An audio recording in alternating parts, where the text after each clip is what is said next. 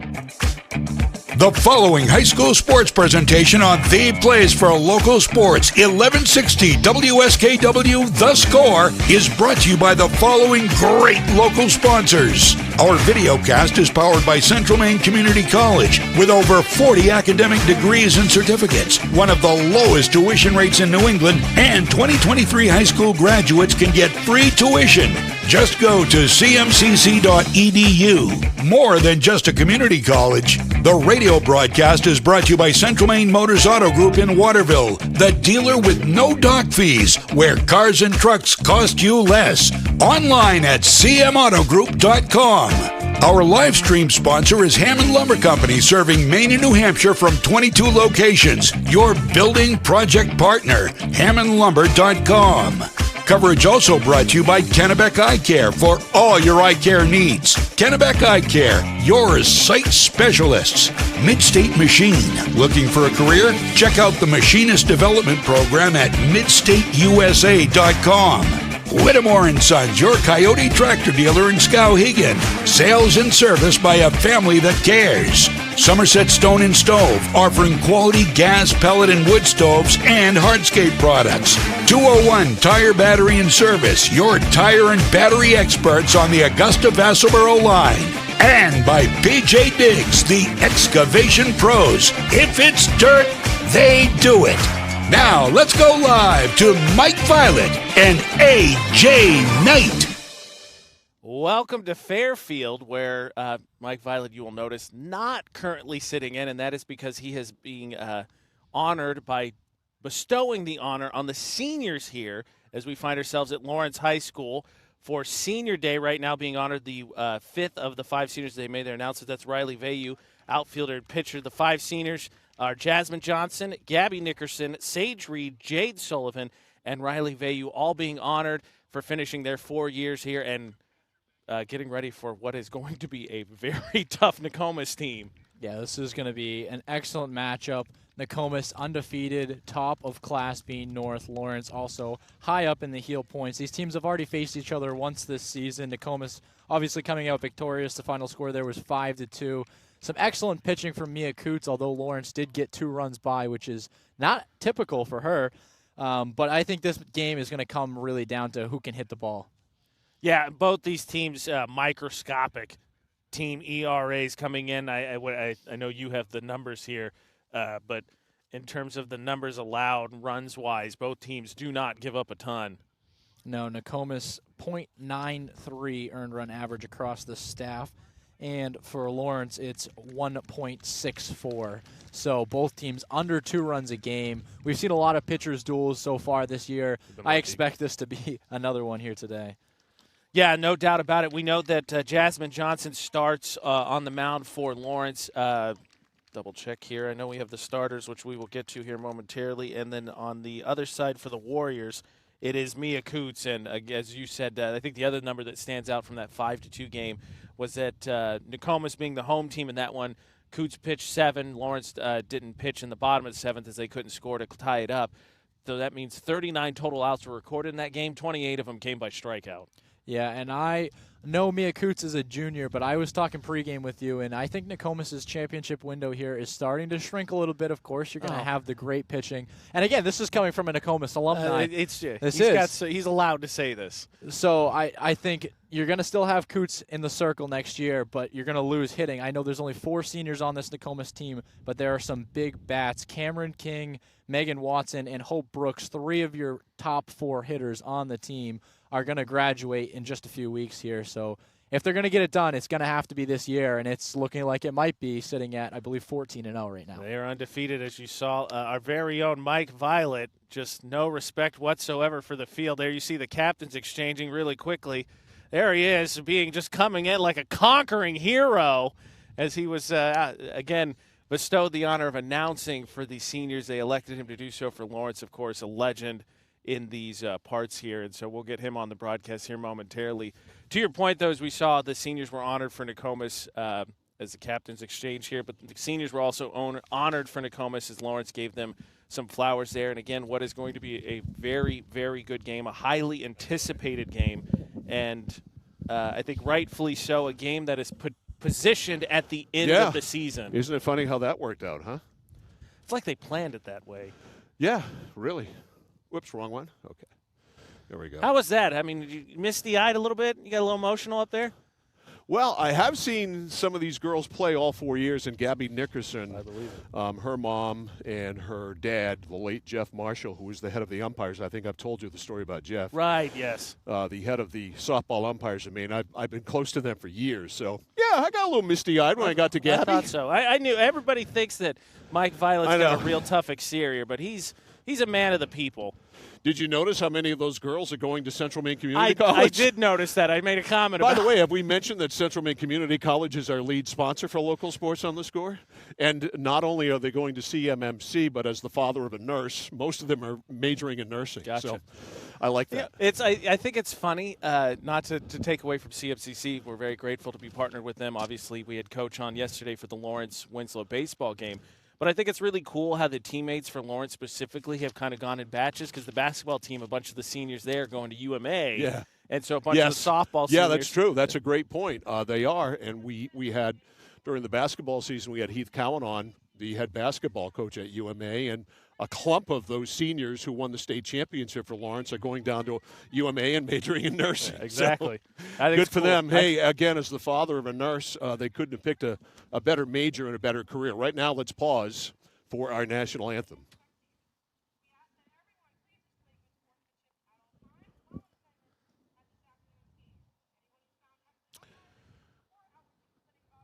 Just waiting for some last-minute announcements to get done. Yeah, I mean, you're a tough act to follow. It's true. I wouldn't want to. There was a script. Oh, thank goodness. I feel like that's almost more pressure because you're like, oh, don't flub it up. Yeah, I'd probably ad-lib better, but we're not in a production studio where I can just start again, stop, start again, stop, like I do most every day. Well, I thought it was great. It was very well done, and it was nice to see. I think they did for a second. They decided they're going to do starting lineups. Okay, maybe the anthem didn't. Maybe the tape didn't work. Anyway, another beautiful day for it here today. Yes. We don't. Gorgeous. I don't think have the rain clouds to deal with that we had yesterday in Winslow. The tarp, however, is in the back of my car. Thank goodness. Hopefully, we don't need it, and I don't think I'm going to need my ski parka today.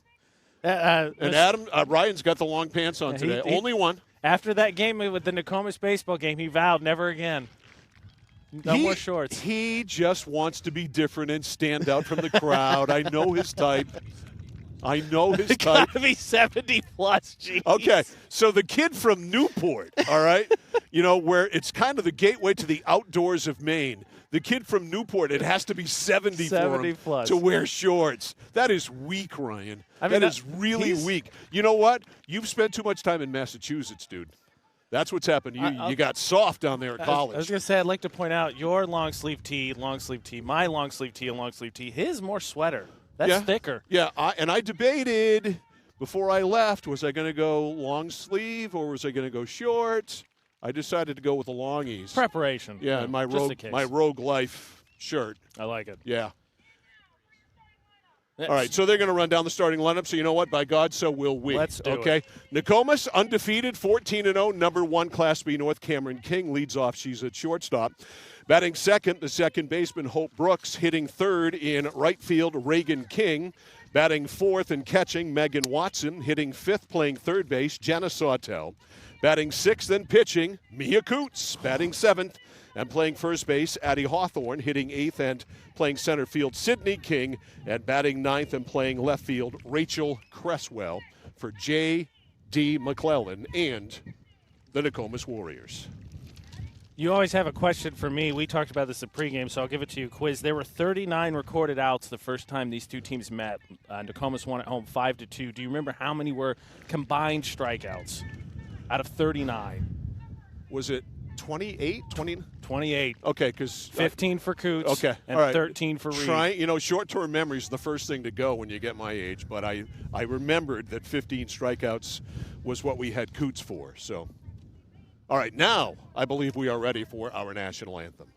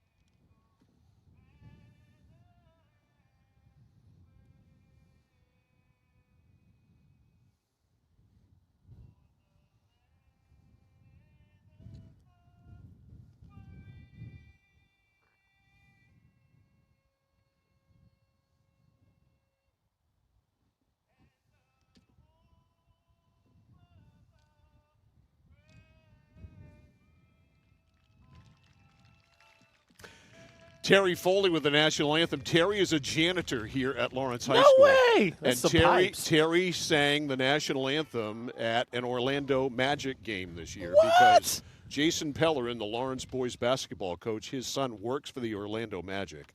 And so they got the whole thing together, and Terry went down there and sang the national anthem. He is great. The only problem with Terry is he's a New York Yankees fan. Ooh, rough. That's a big drawback. I have told him that his singing ability is the only thing that has not gotten him thrown out of the club as far as I'm concerned. That's fair. Because being a Yankee fan up here is inexcusable. Obviously, he has New York roots. And, you can't – it's not your fault where you're born. Yeah, I mean, or it's, you can't fault him for his parents not, beating that fandom out. Right, of him. right. Yeah. And, that's the way it goes. But, yeah, he does a great job with the national anthem. That was beautiful. All right, defensively for Lawrence, they will go this way. Gabby Nickerson is in left. Kaylee Elkins in center. Riley Vayu is in right field. Third to first along the infield. Maylee Knox at third. Sage Reed not pitching today. She's playing shortstop. Ruby Pierce is playing second. Ashley Shores at first. Jasmine Johnson's going to throw today, and she will pitch to Jade Sullivan. As we talked about in that first game, 28 combined strikeouts, 13 for Reed. And this may surprise you in a game that had 28 strikeouts between the two pitchers. Jasmine Johnson comes in with an even better ERA, 0.2 on the season. Microscopic. Yes, you can't even see that. You have to squint to see that. Yeah, I mean, the other number to blow your mind, Ryan and I were talking, and shout out because we did not give credit to Adam Serois, who's running camera for us today. The other number that I think that will blow your mind is on the season, Nokomis is giving up less than a run a game, 0.9, and Lawrence is 1.6. Yeah. Stingy. They're awful stingy. They're awful tight with their runs allowed, that's for sure. And that's what's gotten them here. And I can't even see that. It's our upcoming schedule. Oh, okay. If you want to tease it. All right. Well, you can see it, so you tease it. Do I have to do everything No, here? that's fine. That's our schedule to close out the season. I wanted you to be proud. Ryan made that. Ryan, I'm proud. I'm like a proud father, but you read it. I can't see it. No, I got you. I've got it committed to memory. I figured as much. As you can see, if you're watching our video stream, that's our season, our broadcast schedule to close out the regular season. Brunswick at Messalonsky Boys Lacrosse on Tuesday. Waterville at Winslow Baseball on Wednesday. All right, here we go. Cameron King in the batter's box. Jasmine Johnson on the mound. And the first pitch of the ball game is pop foul out of play for strike one. Cameron King, Hope Brooks, and Reagan King. 2 out of 3 Kings to start it off. That's just confusing. They are sisters. Johnson ready, the 0-1. That is wide. 1 ball and 1 strike. Cameron King, 3 for 4, a home run short of the cycle in the first matchup between these two teams. She dominated, that's for sure. She really got after Sage Reed. Now she shows bunt. Low. 2 balls, 1 strike. They play her pretty much straight up in the outfield. We got to watch out, too, for both teams in batting practices. They were hitting them out. Yeah. This is our first time perched out here in the outfield. I kind of like it. I do, too. Swing and a miss. High fastball, 2-2. You got to look at the whole field out here, and you'll get to see every play that happens today from this vantage point. And you get a good look at the strike zone, which I really like. 2-2 King shows bunt. Change up, just missed, down and in. That was a good take. 3-2. Forgive me if I'm wrong, Mike. You're talking about Nickerson. That's why the umps are wearing pink, right? Yep. We'll explain that in a second. We had players wearing pink yesterday for cancer. Hit to right center field, right to us. And on a hop, it's off the wall, flagged down by Elkins, and that is a stand-up double for Cameron King. Hit it right at us. An atom ball, and we were the atoms. I want everybody to know that Mr. Mike Violet had that on a one hop. I didn't flinch either. No. But I had a great look at that one hop the wall. So Nokomis has the lead runner on at second base to start the game for Hope Brooks. So yesterday we had Winslow, that's fouled back, wearing the pink in honor of Will Parent's mom, who passed away very quickly recently. She was diagnosed, I think, in March with cancer and passed away very, very quickly. And we saw them wear pink. Well, Lawrence has been wearing the pink for a couple of years since the passing of Gabby Nickerson's dad, Jeff Marshall. That bunt is down and foul, and it's 0-2. Jeff was the head of the Maine Softball Umpires Association, a longtime friend of mine, going back to my days of hosting Strictly Sports, for those of you old-timers on state cable TV, then Adelphia, then Time Warner. Back in the day, Jeff was always Jeff from Shawmut, one of our great witty callers. But he was a great umpire and a great guy for years. That's high. Jeff was the general manager of a group of Wendy's in this area, including the Wendy's in Waterville, where he started. And his daughter, Andrea, is now the general manager of all of them. Oh, okay. So she's running the family business now. Yeah. But Jeff was taken from us way too soon. Called strike 3, and Brooks is out of there. Jeff got cancer and died pretty rapidly as well. So that's why the umpires wear pink.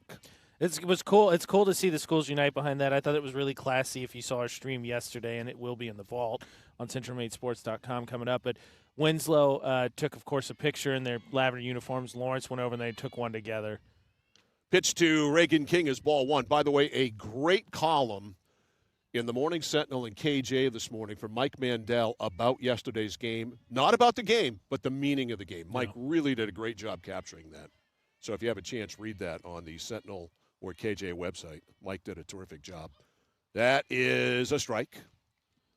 1 ball and 1 strike. And Mike Siemens, the photographer for the Sentinel and KJ, he's here today too, but he was there yesterday. Got some really candid pictures of everything. I thought it was great to see Will Parent's baseball family come together for him yesterday. I can't imagine being 17 years old and losing your mom. Yeah. No, it was just a really cool scene after the game. Everybody was really great. Lawrence was great. There was a great attendance. Yeah. Even with us battling the weather no a little kidding. bit. It was really nice. Yeah. Not the weather, but the crowd. Yeah, no, the 1 weather. ball, 2 strikes here. Reagan King, number 3 hitter, the right fielder. A runner on second, her sister Cameron, and 1 out. Here's the pitch. Got her. Swing and a miss, strike 3. So caught looking, then a swinging strike. Brooks and King go down. And here's Megan Watson, the cleanup hitter, the catcher. And Megan Watson was 1 for 2 with a walk in the first matchup, and I believe was the only batter in the Nokomis lineup not to strike out. Swing and a miss, strike 1. So Johnson, after giving up that double, has really hunkered down, gotten a called third strike and a swinging third strike. An 0-1 count here on Megan Watson.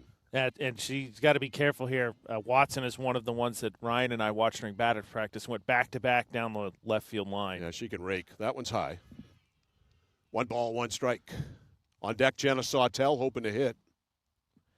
And talk about we've been lucky to call some great pitchers duels and some really good games this year, and it's just so important defensively to stay sharp because those games have always come down to just who makes the mistake. Johnson's 1-1.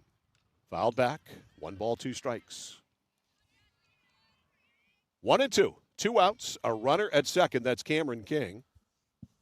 No score here. Top 1. Lawrence and Nokomis. The rematch. Yes. I can't wait till you and I start talking about the Celtics. They did it again. You can breathe for another, 36 hours? Just about. Here's the pitch. Low and away. 2 balls and 2 strikes.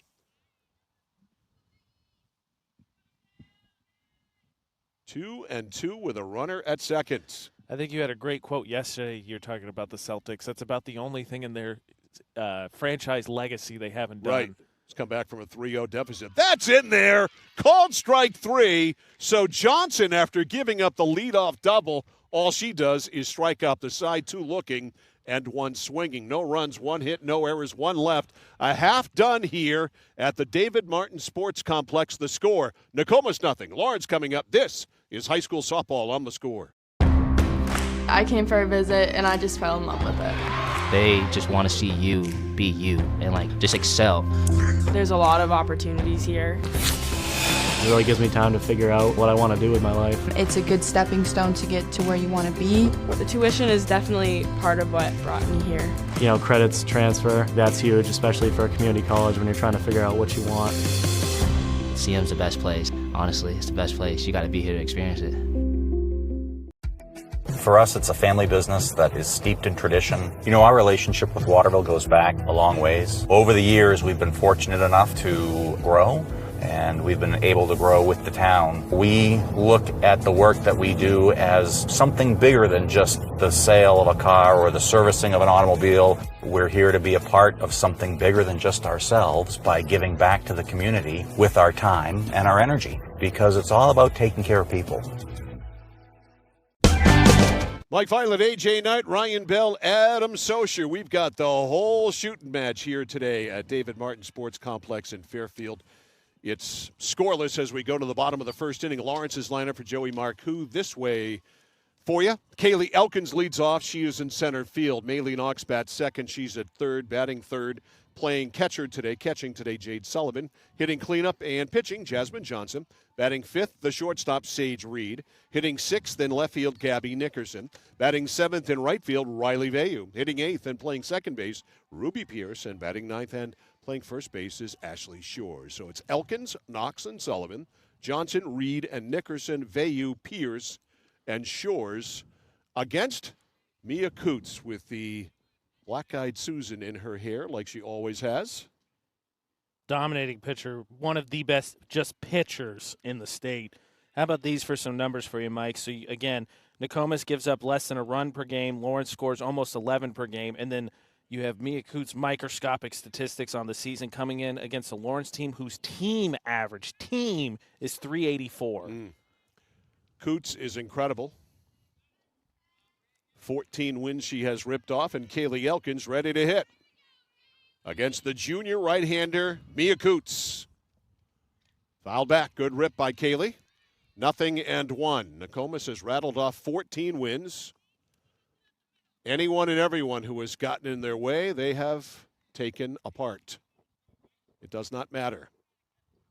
They have shown no mercy. 0-1 to Elkins. High. She lets it go by 1 ball, 1 strike. Had Larry Mahoney of the Bangor Daily News on opening drive on Tuesdays like we always do. And Larry had written a story in a column last week about Nokomis being the best softball program in the state that's never won a state championship. They've had all this talent and all of these great teams, yet they've never won. And last year, fouled to the right and out of play, I thought was their year. Coots was dominant like she was this year. But like Lawrence, they ran into the buzzsaw of Winslow. Of all teams in the postseason, right. Winslow caught fire, knocked out Lawrence first, then knocked out Nokomis. Well, during our pregame while you were finishing up your announcements, I'll wait till after this pitch. 1-2, hit pretty well to left, but that's way foul. Our very own Nokomis alum, Ryan Bell, said that he says if they don't win this year, the window may close a little bit on this Warriors team. Well, you're going to have Coots back next year, so you're going to have good pitching. But the bats, yeah. 1 ball, 2 strikes here on Kaylee Elkins. High, 2-2. Maylee Knox on deck. Yeah, windows are windows. They are what they are. And, as we find with the Celtics and the Bruins in the playoffs, when the window's open, you'd best win. Because certainly in high school sports, it's all in cycles. 2-2. Strike 3. Got her. The first of what will probably be more strikeouts on the day for Mia Coots. I think you don't want to expand the strike zone, obviously, but for both these teams, you're just going to have to swing. I mean, both Johnson and Coots are going to throw strikes. 1 up, 1 out. Here's Maylee Knox, the third baseman. No score here, bottom 1. Nokomis and Lawrence on the score this afternoon. Moving over to right center is Sydney King. High off the glove of Watson, 1 ball. That was an interesting pop there. You could potentially pass ball that out of play because that nearly happened.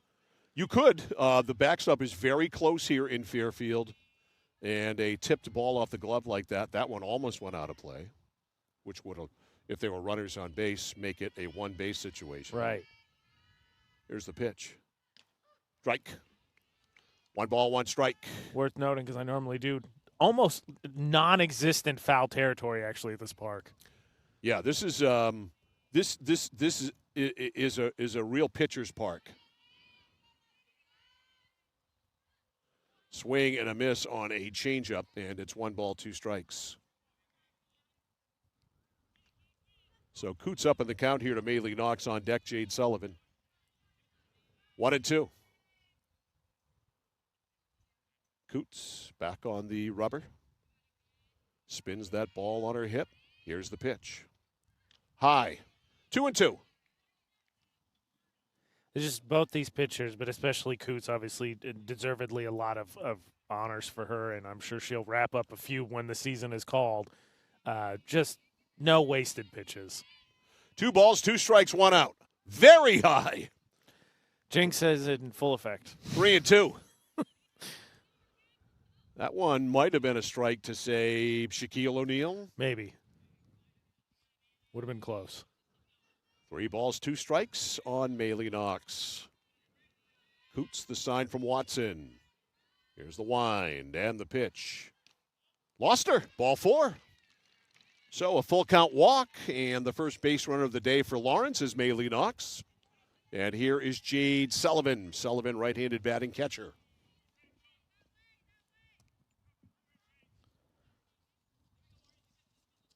All right, let's see what Joey Marcoux does. See if the bunt is on. It is. And it's pulled back, swing and a miss. Big rip by Sullivan, strike 1.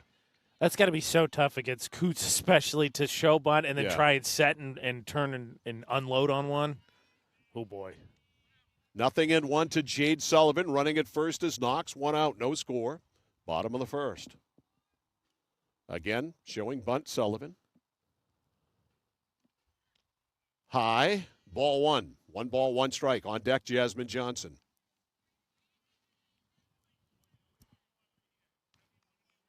You know, I talked about this in when we had Skowhegan play Brewer in that great baseball game.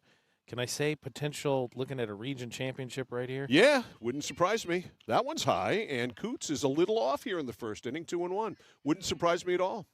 Skowhegan and Brewer, both with a plethora of pitching. But I got to say, Lawrence has some pitching as well. We saw Michael Hamlin yesterday. Yeah. And you know, they've got Hunter Lee. They've got others. We saw in the game against Waterville, we saw Ryder. Yep, Ryder's another one. 2-2 now. That one's fouled back. So they've got pitching. But, yeah, I mean, Skowhegan and Brewer, I think, are the odds-on favorites to make it to the regional finals. But it would not surprise me if Lawrence was able to get there as well. They've got enough pitching to do it. Yeah, that was a tough choice that day.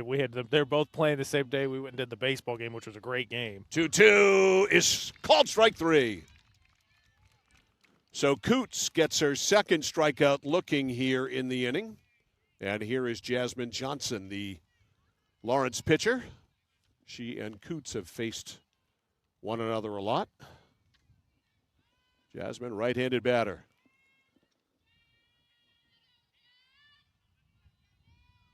Knocks it first with 2 outs.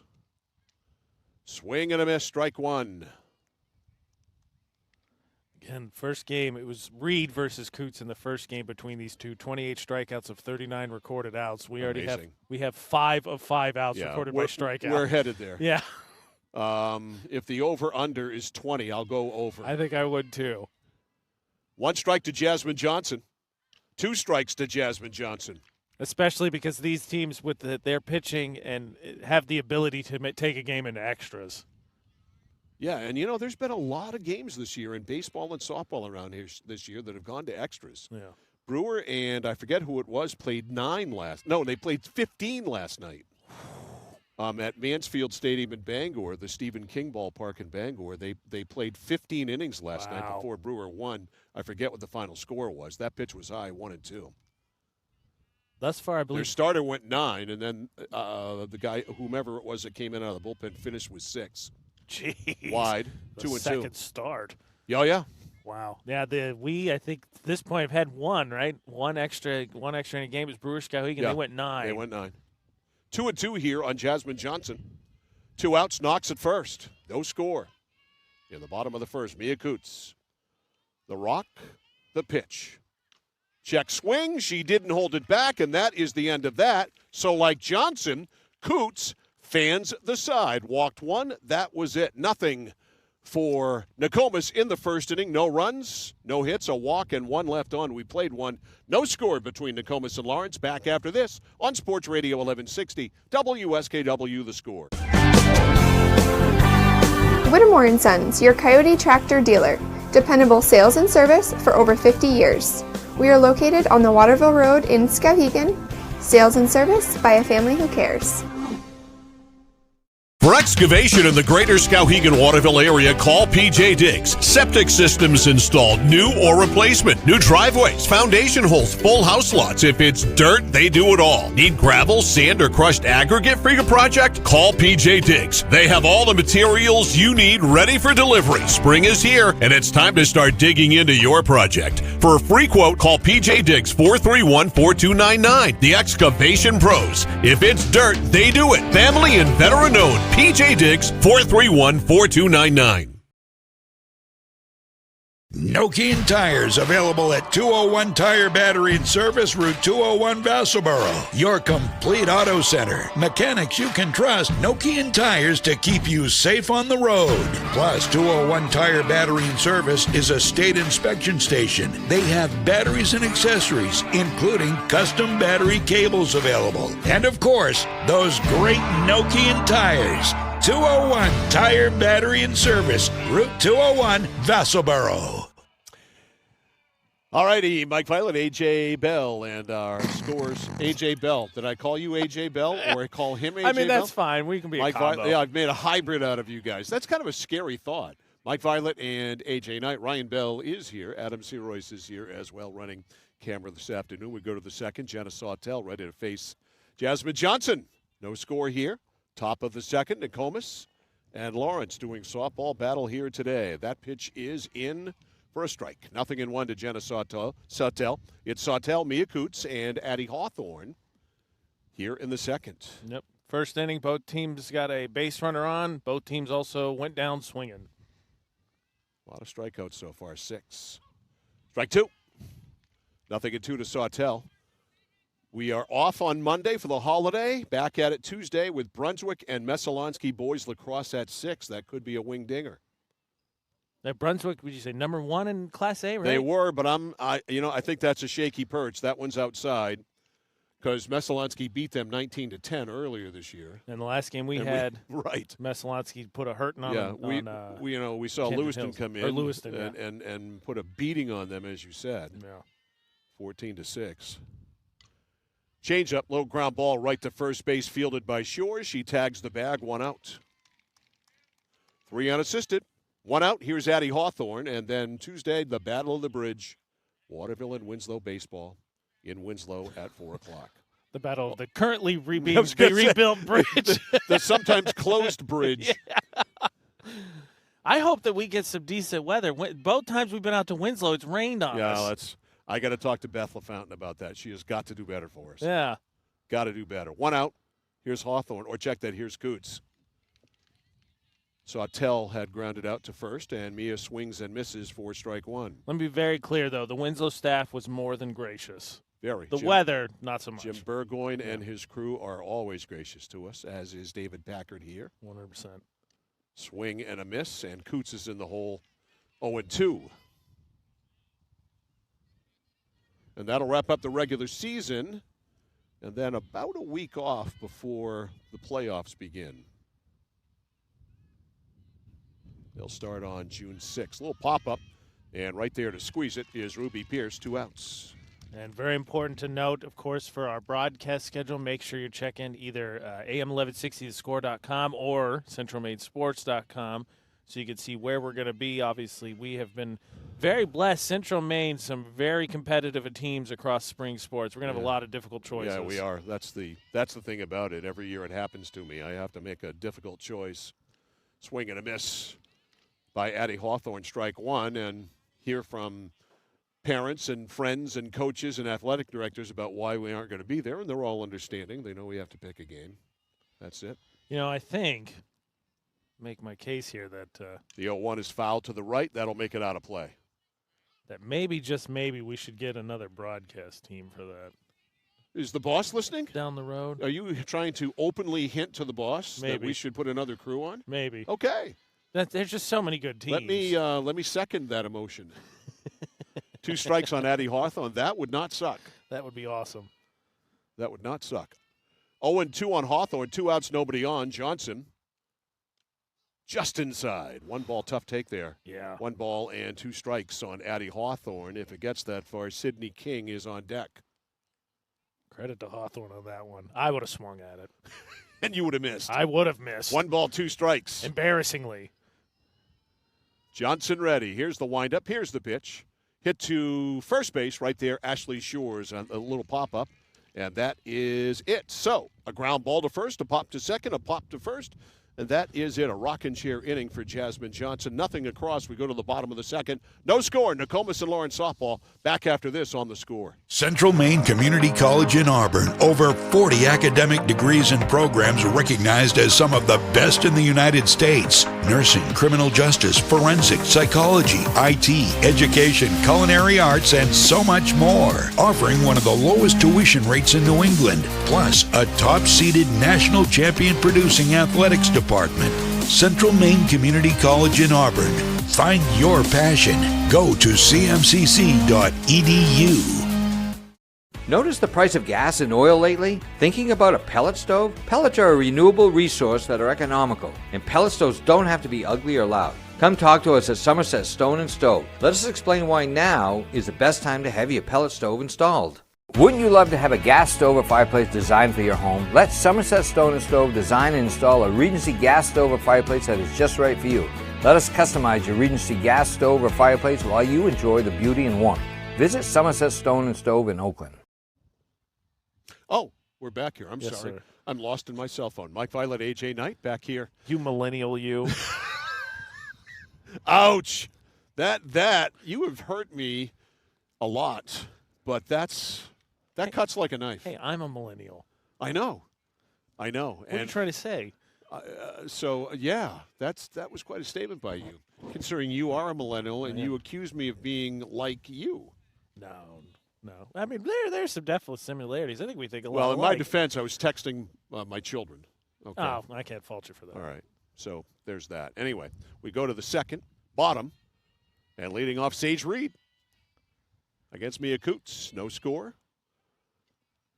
A walk in the first inning by Coots. Swing and a miss there by Reed. Strike 1. A walk with 1 out to Knox, and then all Coots did was strike up the side after that. Good news for the Nokomis Bats. They didn't strike out in the top of the second. Change-up and a beauty right there. Had her way out in front. 0-2. That was a gorgeous change-up. Unfortunately for the Nokomis Bats, they also didn't get it out of the infield. Right. 0-2. Gabby Nickerson on deck. Here's the 0-2. Foul back. Good rip. Count stays 0-2. We have been so blessed. I just want to restate this. We have been so blessed with some just absolutely gem pitching matchups this year. Yeah, this is just a beauty. I mean, we've seen some fantastic ones for sure.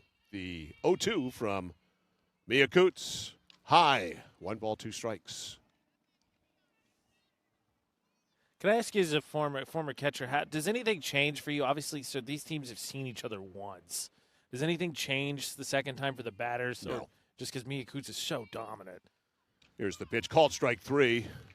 No, when you've got a dominant pitcher like that who does her thing and Mia Coots knows how to pitch and Megan Watson knows how to call a game for her, you just turn them loose. I don't think there's much strategy here. Maybe in a tight situation with the tying run on or the go-ahead run on late in the game, you might, get into the strategy, but in the normal flow of a game, you just turn her loose. Just hand her the ball and say, go out there. Here's Nickerson and an aborted swing, and it's strike 1. Gabby, right-handed batting, left fielder. As you say, I think you're hoping for just one cookie you can do something with. Yeah, it's got to be a mistake. Change-up, and there you see. A change-up, and right back on it was Gabby Nickerson. She stayed back on it enough, got the head of the bat out there, and that's the first hit of the ball game for the Lawrence Bulldogs. Nickerson stayed back enough and hit it to left field. So a single for Gabby, and here's Riley Veyu, the right fielder. First hitter to reach by hit today for Lawrence. Swing and a miss. That was almost an afterthought. Strike one. Going to be key here. Lawrence still got to stay sharp. We saw both pitchers in the first. They let a base runner on. Both of them buckled down and struck out all three of the other batters. 0-1 to Riley Veyu. Coots ready. Here's the pitch. Upstairs. 1 ball, 1 strike. Ruby Pierce on deck. It is worth noting in the first game, 5-2 again, Nokomis won that one. Both teams had 2 errors. However, Lawrence had 3 unearned runs versus Nokomis having 1 unearned run. Yep. Defense made a difference.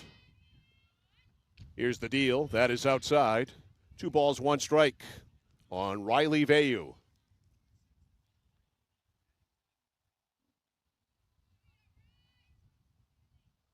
Nokomis, the #1 team in Class B North. Swing and a miss. 2-2. Good fastball at the knees. And Veyu swung right through it. Yeah, I mean, that's a good pitch because even if Veyu finds it, she's not probably doing a whole lot with it. Well, She's your reaching best for bet it. there on that pitch is to try to go to right field. Yeah. Gooch ready. Here's the 2-2. Strike 3 called. Got her looking. That is 5 strikeouts, and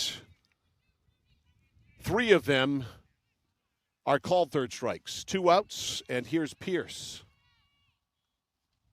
Pierce, right-handed batting second baseman.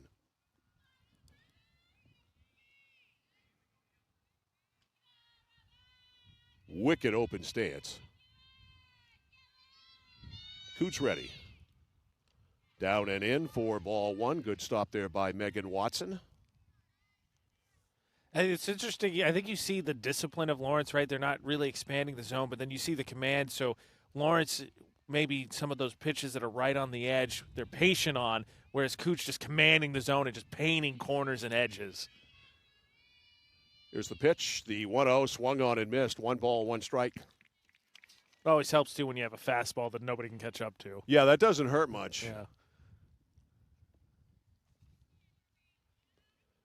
1 ball, 2 strikes on Ruby Pierce. 2 outs, runner at first. That's Gabby Nickerson. Here's the delivery. Swing and a miss. And that is 1-2. I wrote it down wrong, so now 1-2. I mean, that was clearly a prediction on your part, and given that it's Mia Coots, it's a fair one. Yeah, I mean, I'm not saying I have a crystal ball and can see into the future, but wouldn't surprise me. Here's the 1-2. Fouled back. We'll get another 1-2. Good to see, too, and just the matchup we have here today. 2 great teams, a really good turnout as well. Senior day also for Lawrence. And a Chamber of Commerce weather day, too. Yes. It's beautiful. Yes. So comfortable. Well, Memorial Day weekend, couldn't ask for better weather. Really. Here's the 1-2. Swing and a miss. Strike 3. And the premonition comes true. Both innings, the first and the second, Mia Coots has fanned the side. Gave up a base hit with 1 out to Nickerson.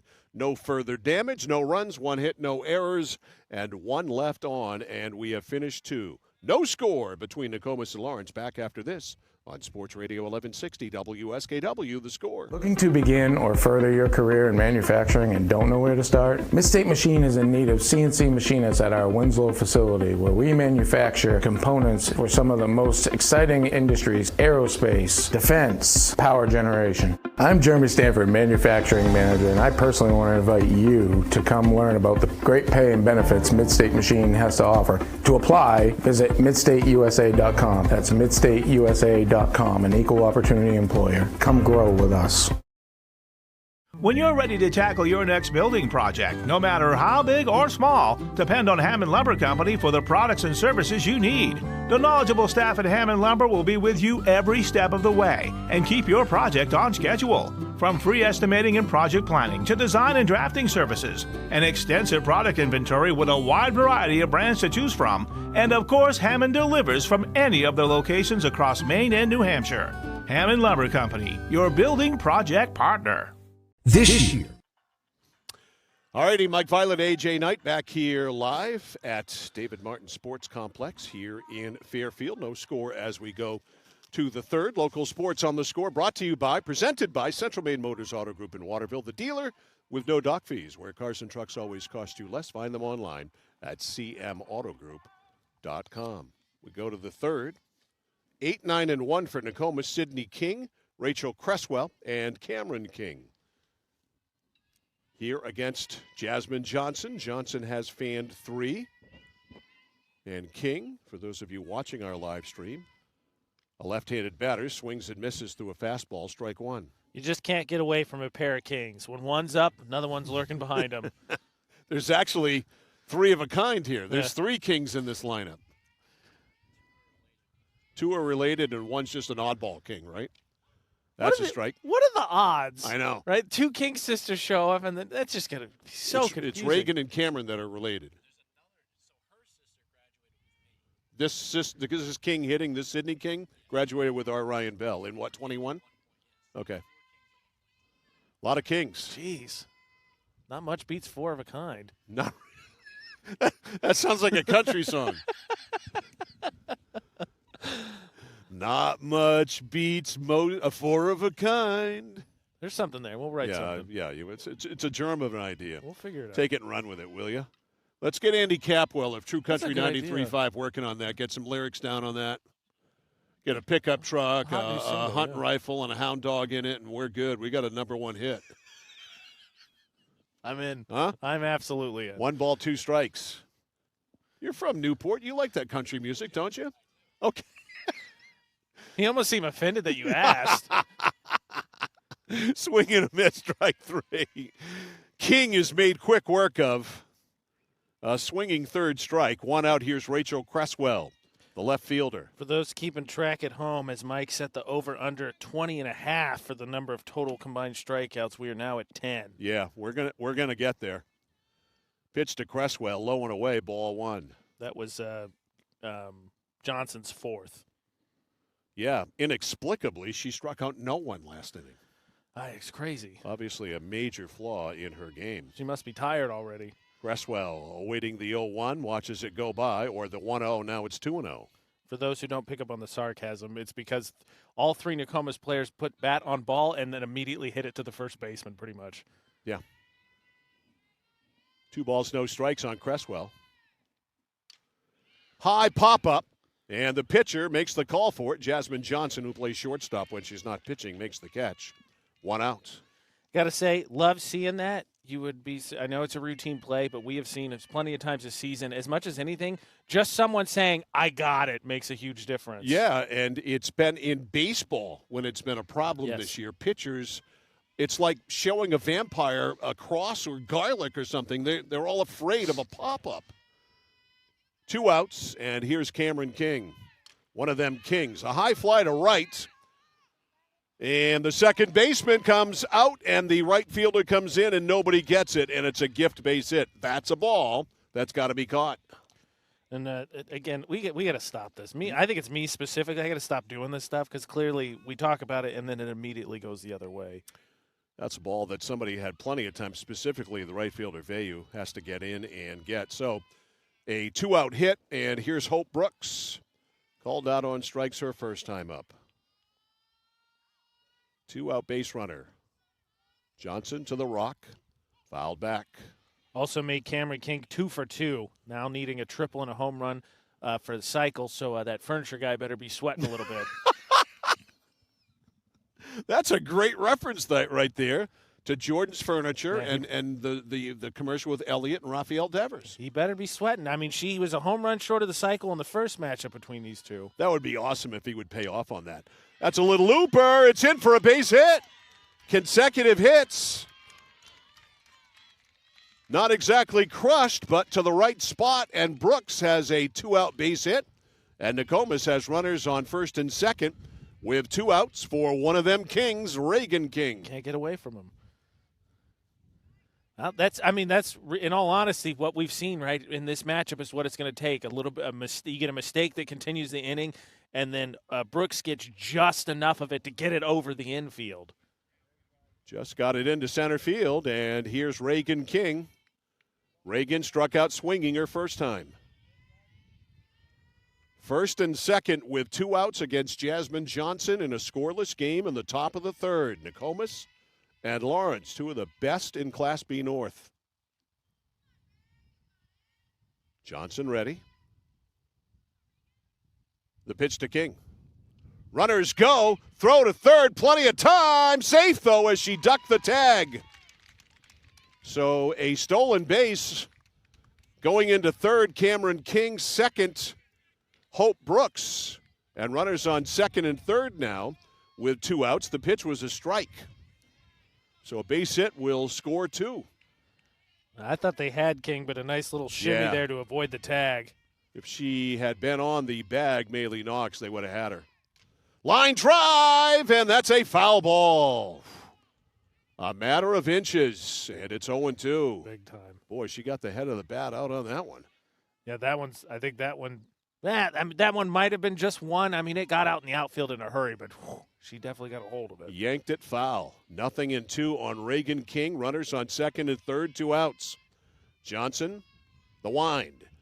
The pitch, swing and a miss, strike 3. She gets her on a high one, and that is it as King fans 2 strikeouts in the inning, and Jasmine Johnson strands 2. No runs, 2 hits, no errors, and 2 big runners left on base. We go to the bottom of the third, still scoreless between Nokomis and Lawrence. This is high school softball on the place for local sports. Sports Radio 1160 WSKW, The Score. Your tax return could literally improve every moment of your life with a new pair of glasses or an eye exam from your friends at Kennebec Eye Care in Waterville. Even if you already own a pair, it's always a good idea to have an extra set. Keep a backup pair at home for emergencies. Leave an extra pair at work. Or how about prescription sunglasses or computer glasses? Call 872-2797 to schedule an appointment. Kennebec Eye Care, 216 Main Street in Waterville. Online at KennebecEyeCare.com. Kennebec Eye Care, your sight specialist.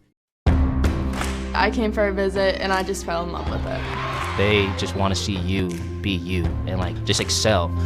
There's a lot of opportunities here. It really gives me time to figure out what I want to do with my life. It's a good stepping stone to get to where you want to be. The tuition is definitely part of what brought me here. You know, credits transfer, that's huge, especially for a community college when you're trying to figure out what you want. CM's the best place. Honestly, it's the best place. You got to be here to experience it.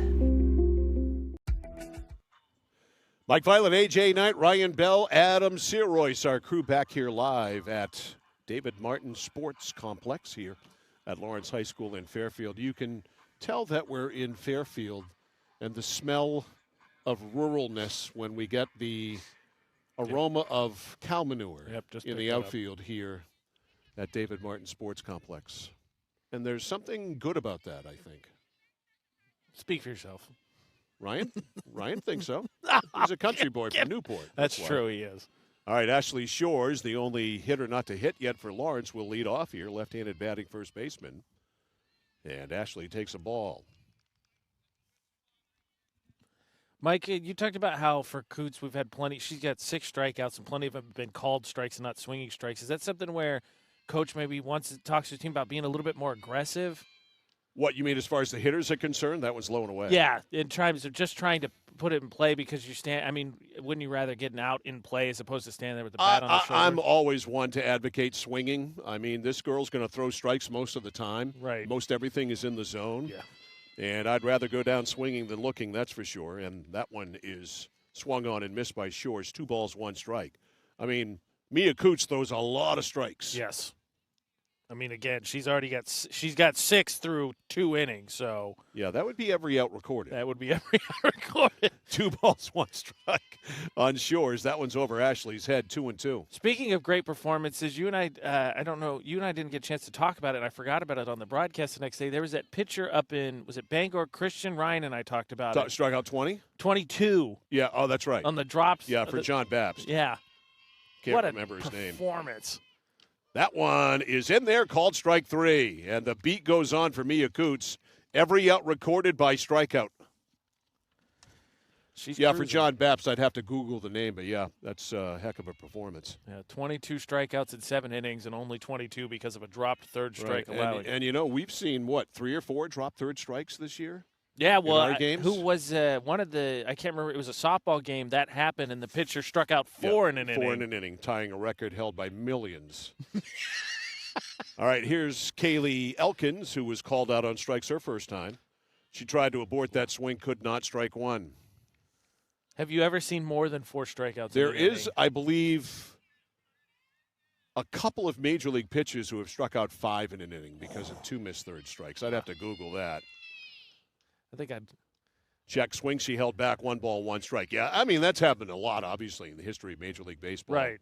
After the first drop strike, let him get on, you think, dang, that was just a fluke. The second one, I think the pitcher, would call the conference and be like, all right, you going to catch this one? Doing all this work here, and you're letting him on anyway. 1 ball, 1 strike. That one is low and away. 2 balls and 1 strike. I think that the interesting thing that would be great to do after we finish up the regular season with our broadcast schedule on Wednesday would be to ask you which pitching performance this season we covered amazed you the most. You could ask me that. And now that you've warned me, I'll have time to come up with an answer. High fly ball to left.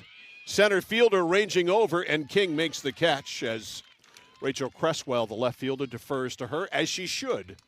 2 outs. Yeah, just somebody saying, I got it, communicating very clearly.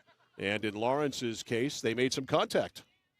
Yeah. Not bad contact either. 2 outs, and here's Maylee Knox. First out recorded by Mia Coots, not by strikeout. 100%. We saw, Nokomis got back-to-back hits in the top of the third, so hopefully for Lawrence, a sign of being able to start finding some success. And here's Knox, the only base runner. She slaps one to right, and that is a foul ball. Maylee Knox walked her first time and stood on first base the rest of the inning. Yes. I believe in the first matchup, I think in 7 innings of pitching, Coots, I think, only gave up 4 hits. She's stingy. Mia ready, the 0-1 to Knox. Off the glove there of the catcher, Watson. 1 ball, 1 strike. All right, so let's talk about these Celtics. Okay. How do you feel? Why not us? Hey, don't let us win 1. Hey, don't let us win 2. Why not us? It's hard to argue. On paper, you know what the talent level is, and for whatever reason, they just seem to, the last 2 seasons, their back's going to get against the wall. They figure it out. That's in there for a strike, 1 and 2, and your back could not be more against a wall when you're down 3 games to 2. 3 games to none like they were, and you looked as bad as they did.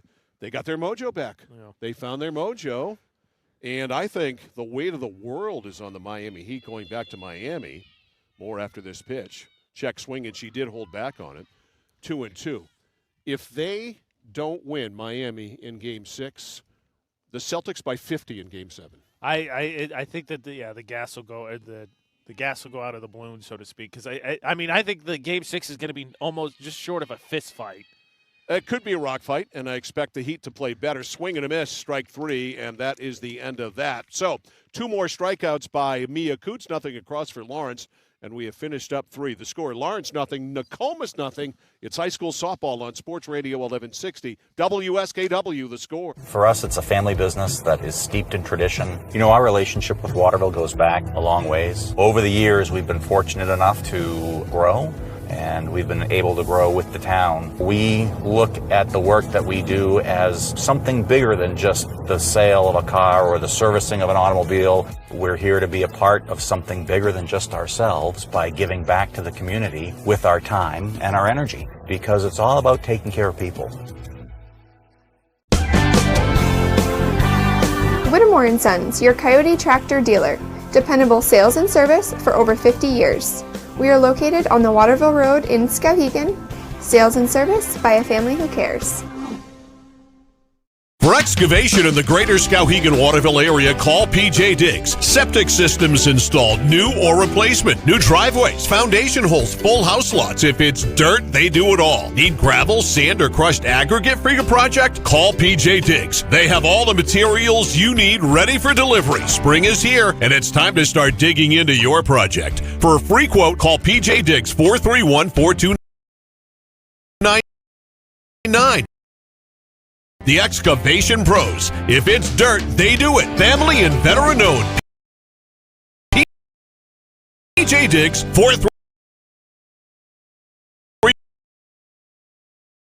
431-4299. Well, with Jasmine Johnson and Mia Coots pitching.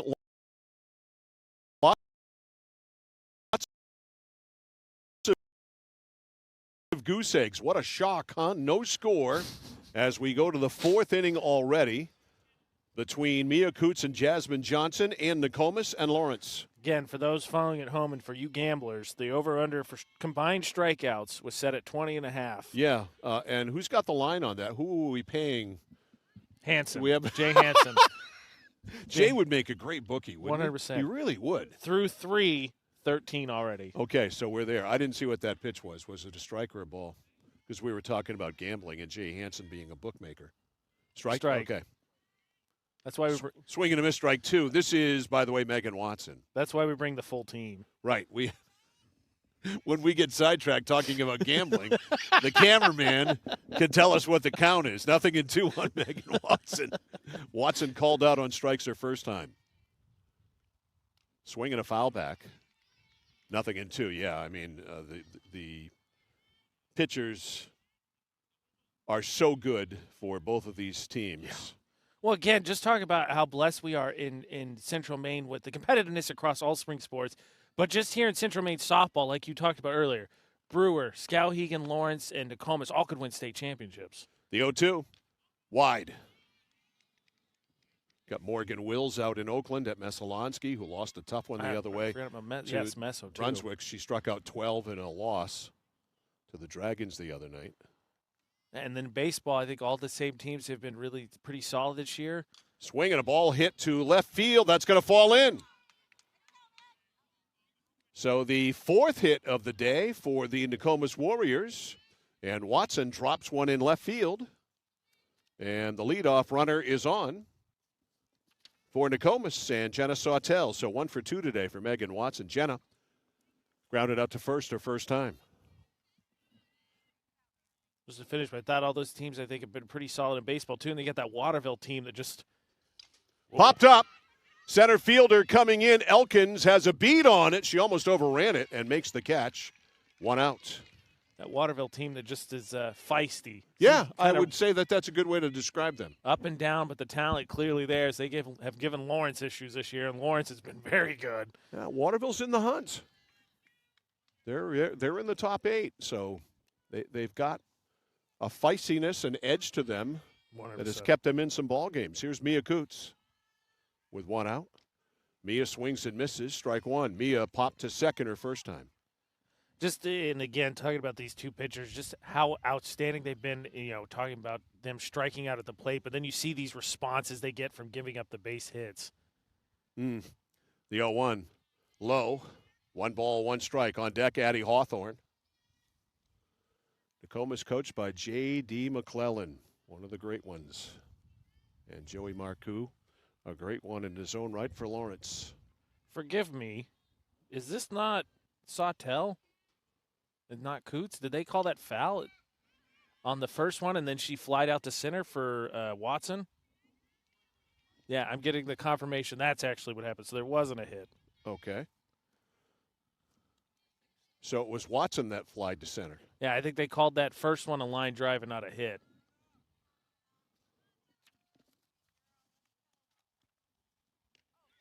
Swing and a miss, strike 3, and Sawtell strikes out. All right, so we've got 2 outs and nobody on. Right? Yes. And here is Mia Coots. Tough to see the third baseline from left center field. Yeah, and I didn't, like I would like to think I would normally do, look at the umpire for a call. Swing and a miss. Strike 1 on Mia Coots. So 2 outs. So how did Watson get retired? Fly to center. Okay, that was the fly to center. Yes, sir. Okay. Whew. And then the K on Sawtell. Yes, sir. The 0-1 to Mia is low and away. 1 ball, 1 strike. Credit to Nokomis, speaking of which, they've hit a couple there that have been close down that line, specifically the third baseline. Very close for sure. 1 ball, 1 strike on Mia Coots. Last one fooled us. Big time. High, 2 balls, 1 strike. Addie Hawthorne on deck. Really. No score here in the fourth between Nokomis and Lawrence. A pitcher's duel as expected. Hit to right, coming in right fielder, has to play it on a hop, and it's a base hit. So Coots with a 2-out base hit. Dropped one into right field, and here's Addie Hawthorne. And that is the fourth hit now for Nokomis off Jasmine Johnson. Johnson thus far in the day, 4 hits, one of them a double, 6 Ks, no walks, no wild pitches, none of that. No extra stats. Hawthorne popped to first her first time. Swing and a miss, strike one.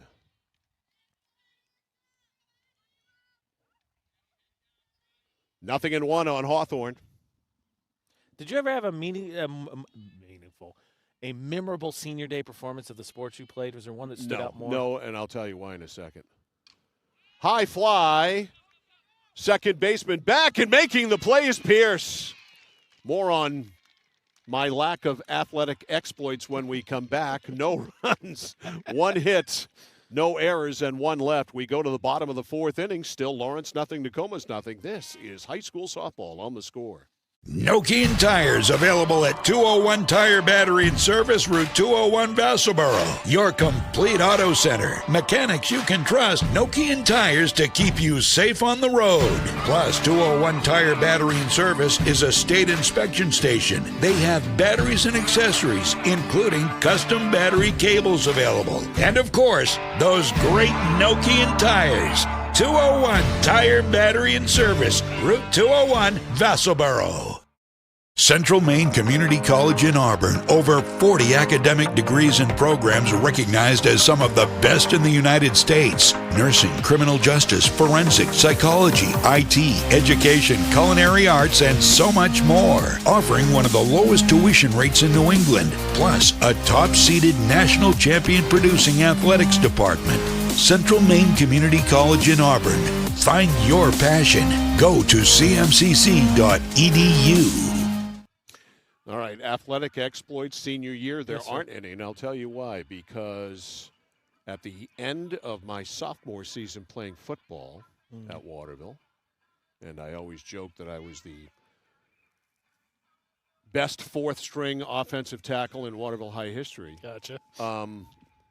I completely tore my knee up, got hit from behind by a teammate in practice. Jerry McKenzie owns McKenzie Construction Company here locally. Inadvertently rolled my knee, and it was a really bad one. It would be a full ACL tear nowadays. And that just about ended the career right there. First pitch is fouled back by Jade Sullivan. So I rehabbed it during the football season. This was like in week 6. And back in those days, surgery was an option, but it would have been a year plus to come back from that. Right. Now they'd go in with an arthroscope and fix that, and you might be back by 6-7 months. Yeah. So no surgery. That's a ball, 1 strike. Rehabbed it. By rehab, I mean I took ice baths. The doctor, I would come to a doctor in Fairfield who would withdraw all the fluid every week with a huge syringe. I would wrap it up. That's a bouncing ball to second base, and it goes into right field, a base hit. And so Jade Sullivan is on with a single. That's just the second hit for Lawrence. So anyway, long story short, I was never able to come back from that injury. Athletic career over. I walked with a limp for about 1.5 years.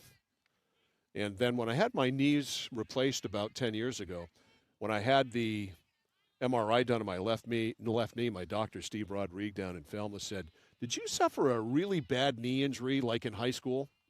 I'm like, "Yeah." He goes, "Man, the scar tissue there is unbelievable." The leftover buildup. 40 years later, the bunt is foul.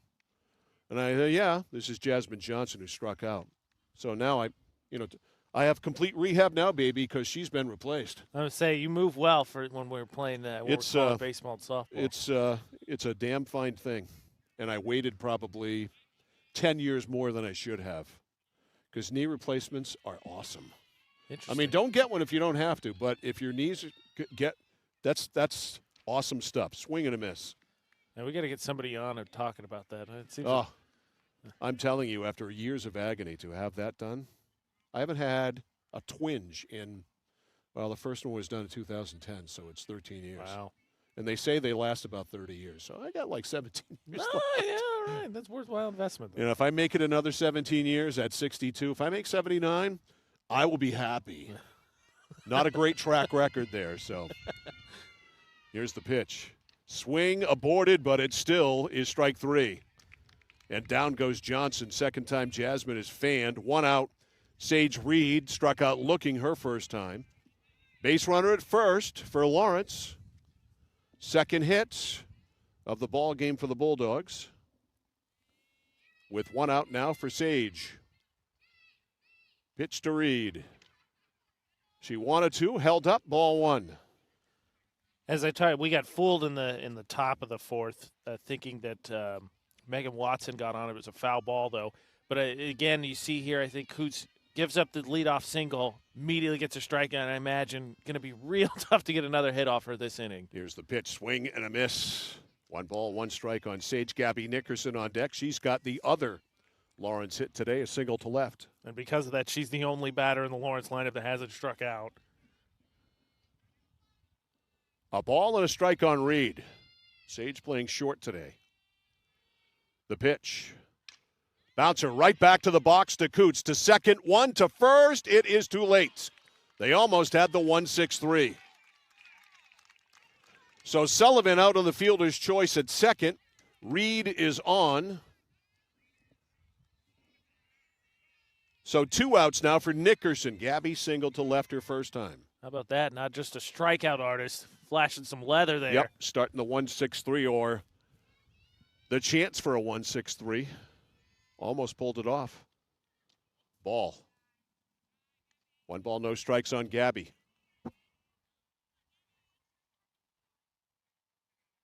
Coots with that right arm rolled up, the sleeve rolled up. The 1-0. That also, he is low and away. 2-0. On deck is Riley Veyu. 2 balls, no strikes.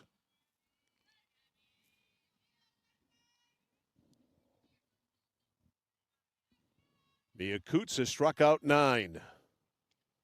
Swing and a miss. 2-1. She got 3 in the first, 3 in the second, 2 in the third, 1 so far this inning. Oh, she's wearing down. 15 was what she did against the Lawrence lineup the first time through in 7 innings. The 2-1. Changeup inside. Pushed the umpire off the plate on that one. Good take there by Gabby. 3-1. 3 balls, 1 strike on Nickerson. 2 outs. Reed at first. Time called. Can I just say this thought flashed in my head. I share this as I've jinxed twice already this broadcast. Do you remember, I think it was last year, might have been the year before, there was a high school play from Utah that made ESPN's top 10 because it was a state championship softball game. It was a center fielder went back to catch a fly ball and went over one of these type of mesh fences. Yeah, that's one of the schools that I covered in Utah. No, really? Yes, and I just thought of that. And now I'm a little bit concerned because initially we have Ryan here he was talking about we had a fly ball hit just about right at us, very short of us, and he said he would catch it. Now I'm concerned now thinking about an outfielder going over the fence for it. Okay.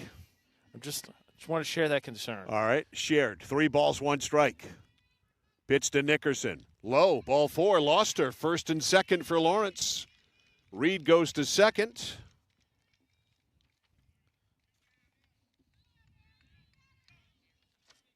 And a walk to Nickerson. Here's Riley Veyu, called out on strikes her first time. Nickerson on both times she's been up to bat. Yep, a single and a walk. Lawrence with a chance with a base hit to take the lead. No score here in the 4th. Spiked foul down the right field line. That was dangerous. Riley Veyu slapped it down the right field line foul. just see it with both these teams. Obviously, we've talked a ton about the pitching matchup between Johnson and Coots, but how about the hitting, the timely hitting, the situational hitting, inches there, difference between taking the lead in a game that one run's going to mean a lot. Coots ready for the 0-1. Here's the windup, the pitch. High, ball one. This is the score. Sports Radio 1160 WSKW, Skowhegan, Augusta, Waterville, the place for local sports. Mike Violet, AJ Knight, along with Ryan Bell and Adam, what's his last name? Searoyce. Back here. There's too many of you. I can't remember all your names. Back here at David Martin Sports Complex. Fouled back. I only see his mother in the mix studio every day. Every day. That's it. Me too. Why would their family name be lost on me? I have no idea. Not to mention he's a Waterville high athletic legend. I know. I mean, you playing goalie 2 years ago is one of the most epic things ever. For those of you, and you'd never played hockey before that, right? Adam Searoyce 2 years ago was on the 3 years ago was on the basketball team. 2 years ago, the then Kennebec Riverhawks didn't have a goalie, so he volunteers to play goalie, ends up playing the whole year, and never played goal before. That was epic. That took some intestinal fortitude. You really put yourself out there, man. A tip of the hat to you on that. I mean, I remember when Desiree told me, Adam's going to play goalie. What? You never played goalie before. I know, but he's playing goalie. That's fouled, or is it? No, it's lined right to the right fielder, Reagan King. A ball well hit, but right at King, and that is it for the inning. Boy, a near miss there for the Lawrence Bulldogs. They put runners on, two of them, eventually on second and third, but Veyu lines out to right to end it. So for Lawrence in the inning, no runs, 2 hits, no errors, and 2 runners left on. We have finished 4. It's Nokomis nothing and Lawrence nothing. This is high school softball on the score. Notice the price of gas and oil lately? Thinking about a pellet stove? Pellets are a renewable resource that are economical, and pellet stoves don't have to be ugly or loud. Come talk to us at Somerset Stone & Stove. Let us explain why now is the best time to have your pellet stove installed. Wouldn't you love to have a gas stove or fireplace designed for your home? Let Somerset Stone & Stove design and install a Regency gas stove or fireplace that is just right for you. Let us customize your Regency gas stove or fireplace while you enjoy the beauty and warmth. Visit Somerset Stone & Stove in Oakland. Looking to begin or further your career in manufacturing and don't know where to start? Midstate Machine is in need of CNC machinists at our Winslow facility, where we manufacture components for some of the most exciting industries: aerospace, defense, power generation. I'm Jeremy Stanford, manufacturing manager, and I personally want to invite you to come learn about the great pay and benefits Midstate Machine has to offer. To apply, visit midstateusa.com. That's midstateusa.com, an equal opportunity employer. Come grow with us. Mike Violet and AJ Knight back here live at Lawrence High School. We go to the 5th inning already. This one moving right along. Well, it helps when in 24 combined outs, 15 of them have been done by strikeout. Yep, that certainly moves the needle for sure. Sydney King, Rachel Cresswell, and Cameron King. 8-9-1 for Nokomis here against Jasmine Johnson. And then not to mention against that, 4 hits for Nokomis, 2 hits for Lawrence. All right, Sydney King struck out her first time. Takes ball. Was that? Strike. Strike, okay. Second baseman was in my line of fire there. 0-1 on Sydney King.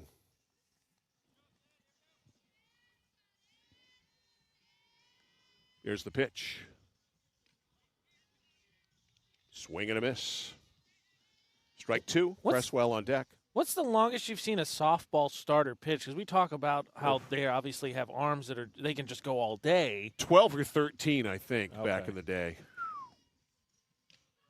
That's called strike 3. Madison back in the 90s. Madison Bulldogs had a pitcher by the name of Danelle Sermon, who was probably 5'3", maybe 95 pounds. Wow. She threw like Nolan Ryan. I mean, and I saw her go 13 one day, a 13-inning no-hitter. Jeez. And I think she struck out 17. She was, back in her day, as dominant a pitcher. And again, I always joke about them, people being built like a blade of grass. I mean, Donnell was just such a little waif of a thing. I don't know where that came from, but when you saw her throw, you had no chance. She rarely gave up a hit. Wow. Wow. Absolutely fantastic. One of the best I've ever seen for sure. I have no idea what the count is. That's popped up. That's going to go foul. I believe that makes it 2-1. All right, so we're going with that, 2-1. With lack of any other knowledge, we'll go with 2-1. That's a strike, and there's been at least one ball. It was the Okay. first pitch. All I was just enthralled with your story. All right, we'll roll the dice. All right, it is. You had it right. Adams Searoyce is saying that you've got it right, 2-1. You got spotters. That's what you get them for. Here's the 2-1. That's in there for a strike, 2-2. Just too good. Yeah. Donnell Sermon was just unbelievable. for Where'd she end up Madison. going to school? You had to ask me. Maybe UMF? I DJ'd her wedding like 10 years later. Wow. At Ken's and Skowhegan, fouled off to the right. Comes full circle. Yep. Mike Violet calls your games all through high school. Boy, Maybe and, calls a little bit of your college career. Ironically, back then, the score was the score. We were doing high school sports on AM 1160 as the score and doing Madison softball. Oh, there you go. Wow. That's when we were simulcasting AM 1160 with 107.9. I think I knew that. I think I did know that. Mike Estrada was working with me back then, Mr. Mike on the Mountain Morning Show on TOS. Still doing that after, 35 years with Tom O, something like that. Ooh, just a shade. Man. That was a late call. You think? Jeez. That had a gestation period to it before he called that one strike three. Just witnessed a glitch in the Matrix. It's like he was waiting for the computer to reboot. Yeah. Strike three. 2 up, 2 out, both looking. And here's Cameron King. Ball 1. 2 outs, nobody on. I mean, and for those who have seen the first Naked Gun, it was the exact opposite of the strike three that he calls in that one. Right. If he goes into the moonwalk after the next called strike, high fly to left. That is trouble. No, it isn't. Kaylee Elkins is there, and she fills the gap and hauls it in. A fly to center field, and that is it. 2 strikeouts and a fly to center. Nothing across for Nokomis. In the 5th, we go to the bottom of the 5th. Still scoreless. Nokomis nothing. Lawrence nothing. High school softball on the score. When you're ready to tackle your next building project, no matter how big or small, depend on Hammond Lumber Company for the products and services you need. The knowledgeable staff at Hammond Lumber will be with you every step of the way and keep your project on schedule. From free estimating and project planning to design and drafting services, an extensive product inventory with a wide variety of brands to choose from, and of course, Hammond delivers from any of their locations across Maine and New Hampshire. Hammond Lumber Company, your building project partner. This year, your tax return could literally improve every moment of your life with a new pair of glasses or an eye exam from your friends at Kennebec Eye Care in Waterville. Even if you already own a pair, it's always a good idea to have an extra set. Keep a backup pair at home for emergencies. Leave an extra pair at work. Or how about prescription sunglasses or computer glasses? Call 872-2797 to schedule an appointment. Kennebec Eye Care, 216 Main Street in Waterville. Online at KennebecEyeCare.com. Kennebec Eye Care, your sight specialist. Back here at the David Martin Sports Complex in Fairfield. No score going to the bottom of the 5th. No runs and 3 hits for Lawrence. No runs and 4 hits for Nokomis. Score update brought to you by our friends at Midstate Machine. If you're looking for a career, check out the Machinist Development Program at midstateusa.com. As we go to the bottom of the 5th inning here, 3-6, 9 strikeouts thus far for Mia Coots. And Coots will face Pierce, Shores, and Elkins, who made that catch to end the top of this inning. That's 8-9-1 for Lawrence. Pierce today has struck out swinging.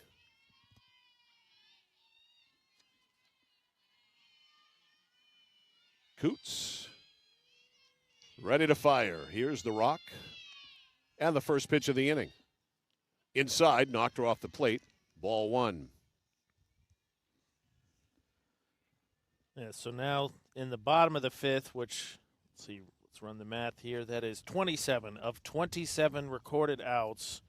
I've got 8 strikeouts for Johnson, 9 strikeouts for Coots, so 17 of 27. 17, so we're gaining on it.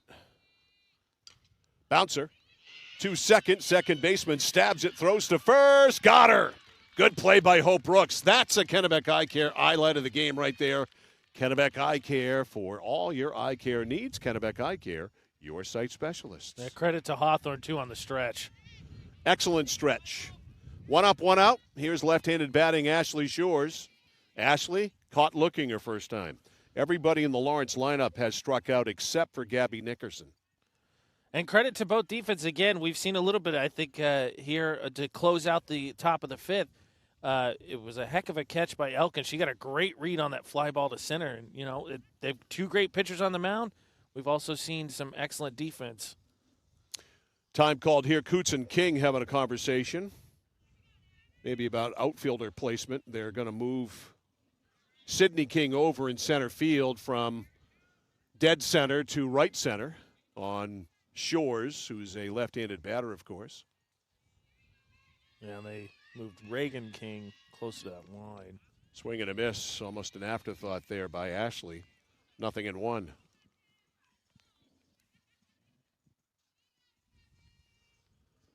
Oh, and 1 on Ashley Shores. 1 out, nobody on. Bottom of the 5th.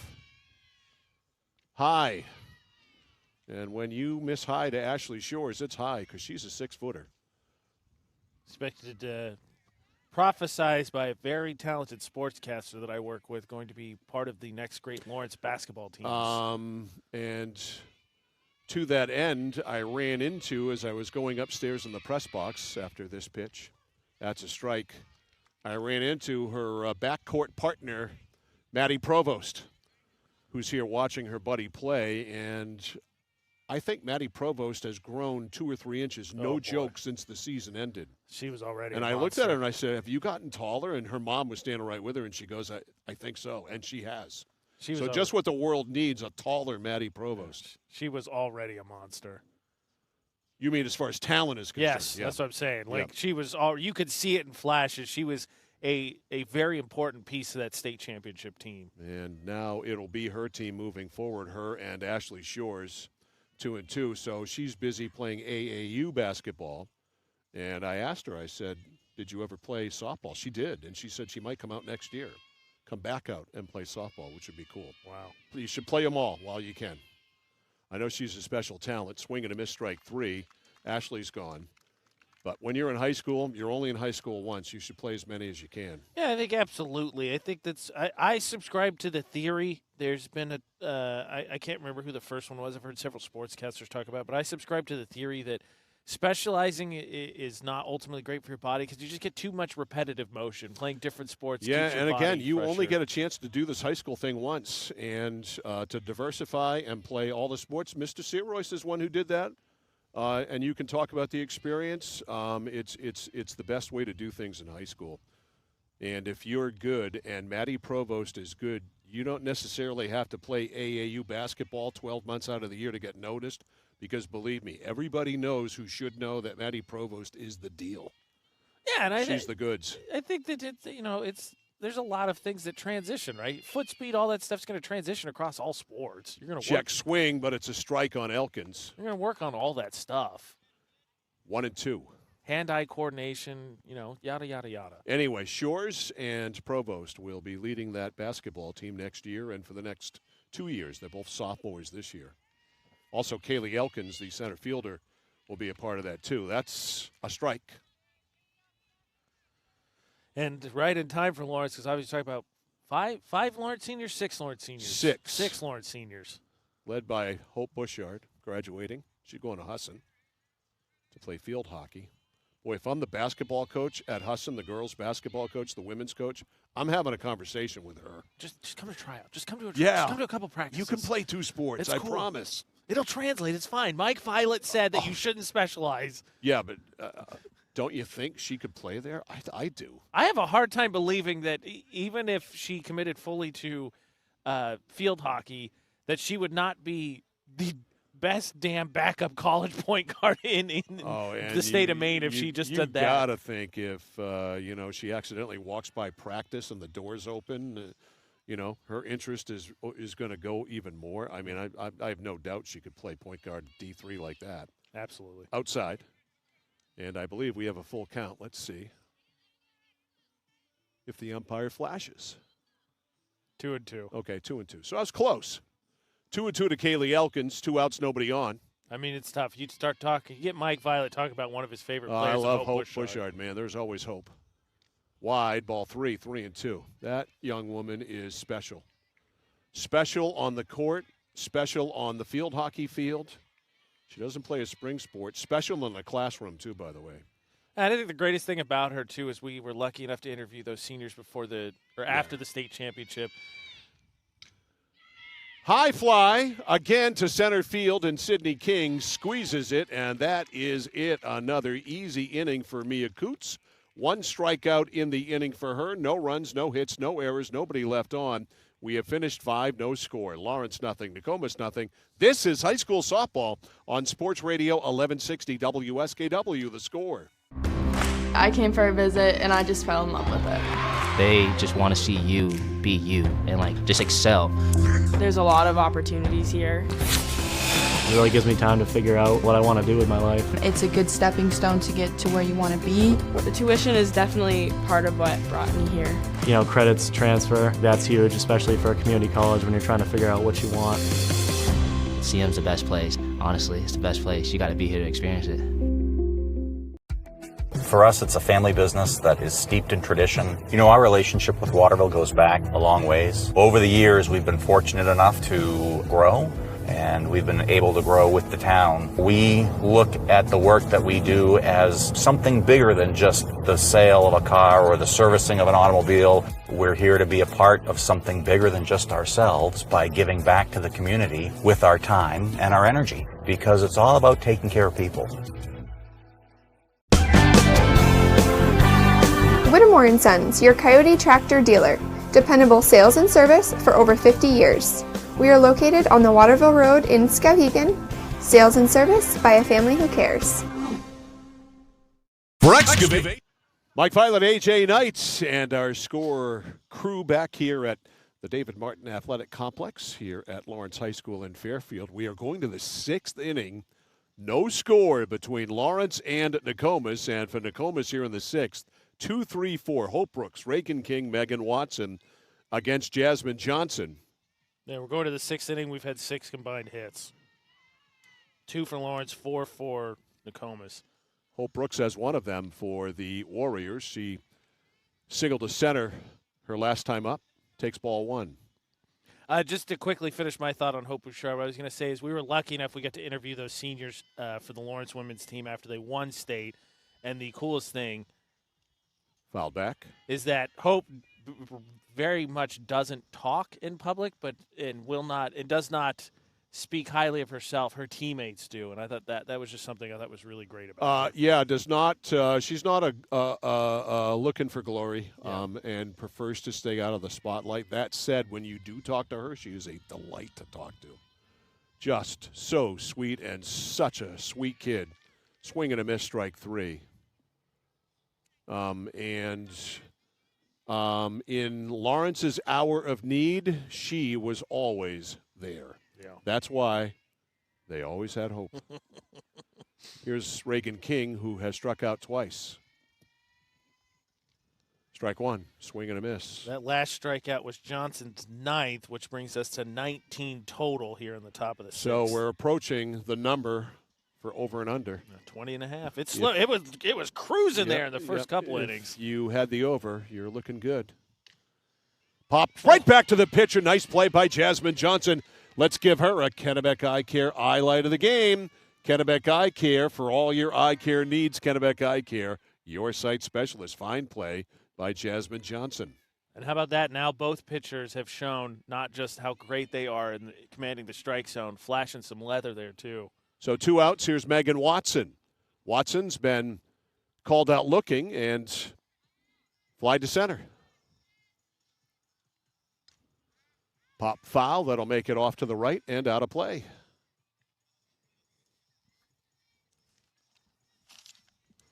Lawrence in the bottom of the 6th inning will have Knox, Sullivan, and Johnson. 2, 3, and 4 due up against Mia Coots. Hey, they both had 2, 3, and 4. Yep. How about that? I mean, these teams are pretty even, so it fits. The 0-1. That's a strike. Nothing at 2. Perfect day here in Fairfield. Perfect. The crazy thing is this is going to be the worst weather day of this weekend. I know. I love it. Oh, it's looking so fun. I might have to put an air conditioner or 2 in tomorrow, though. I was thinking about that. Fouled off. I mean, It's supposed to be 80 Sunday? Well, yeah. Somebody said we had a shot to touch 90, and I haven't heard that. I walked by my air conditioners, which are on my porch, on my way here, and I thought, might have to put one of you dudes in this weekend. I was thinking about that, too. Yep. 0-2.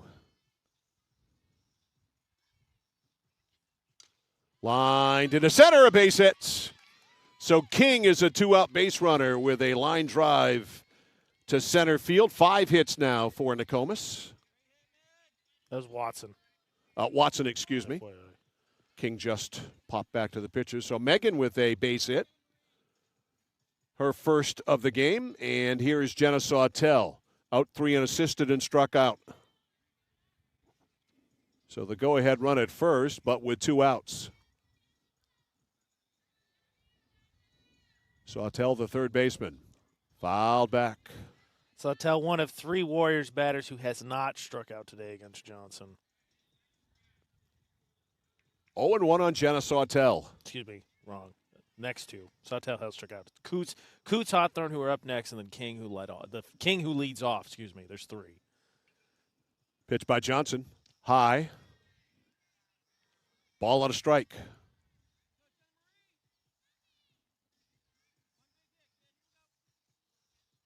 1-1. Watson runs on first, 2 gone. Top of the 6th, no score. Johnson deals. Change in there for a strike. Good location on the outside corner. So there's 2 outs here, so obviously this is not going to be a bunt, but a bunt may come into play in this game the way it's going. Can I state now, whoever's on defense during a bunt, cover third. That would be nice. We've seen that really be a factor this year. Fouled back, especially in that Skowhegan Brewer game. That won the game for Brewer. Yes.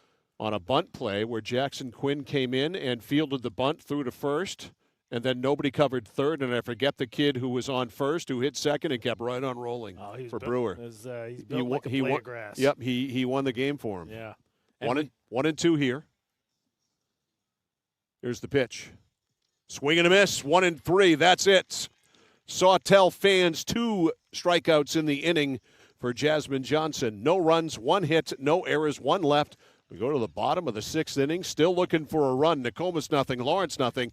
You're watching and listening high school softball on the Score. For excavation in the greater Skowhegan Waterville area, call PJ Diggs. Septic systems installed, new or replacement. New driveways, foundation holes, full house lots. If it's dirt, they do it all. Need gravel, sand, or crushed aggregate for your project? Call PJ Diggs. They have all the materials you need ready for delivery. Spring is here, and it's time to start digging into your project. For a free quote, call PJ Diggs 431-4299. The Excavation Pros. If it's dirt, they do it. Family and veteran owned. PJ Diggs 431-4299.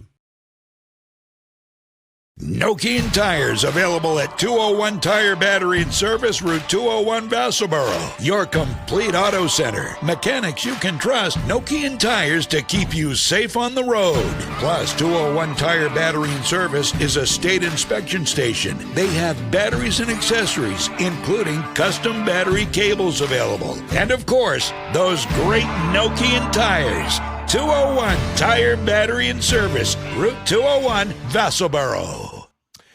2 regular season spring sports games left on our spring sports schedule.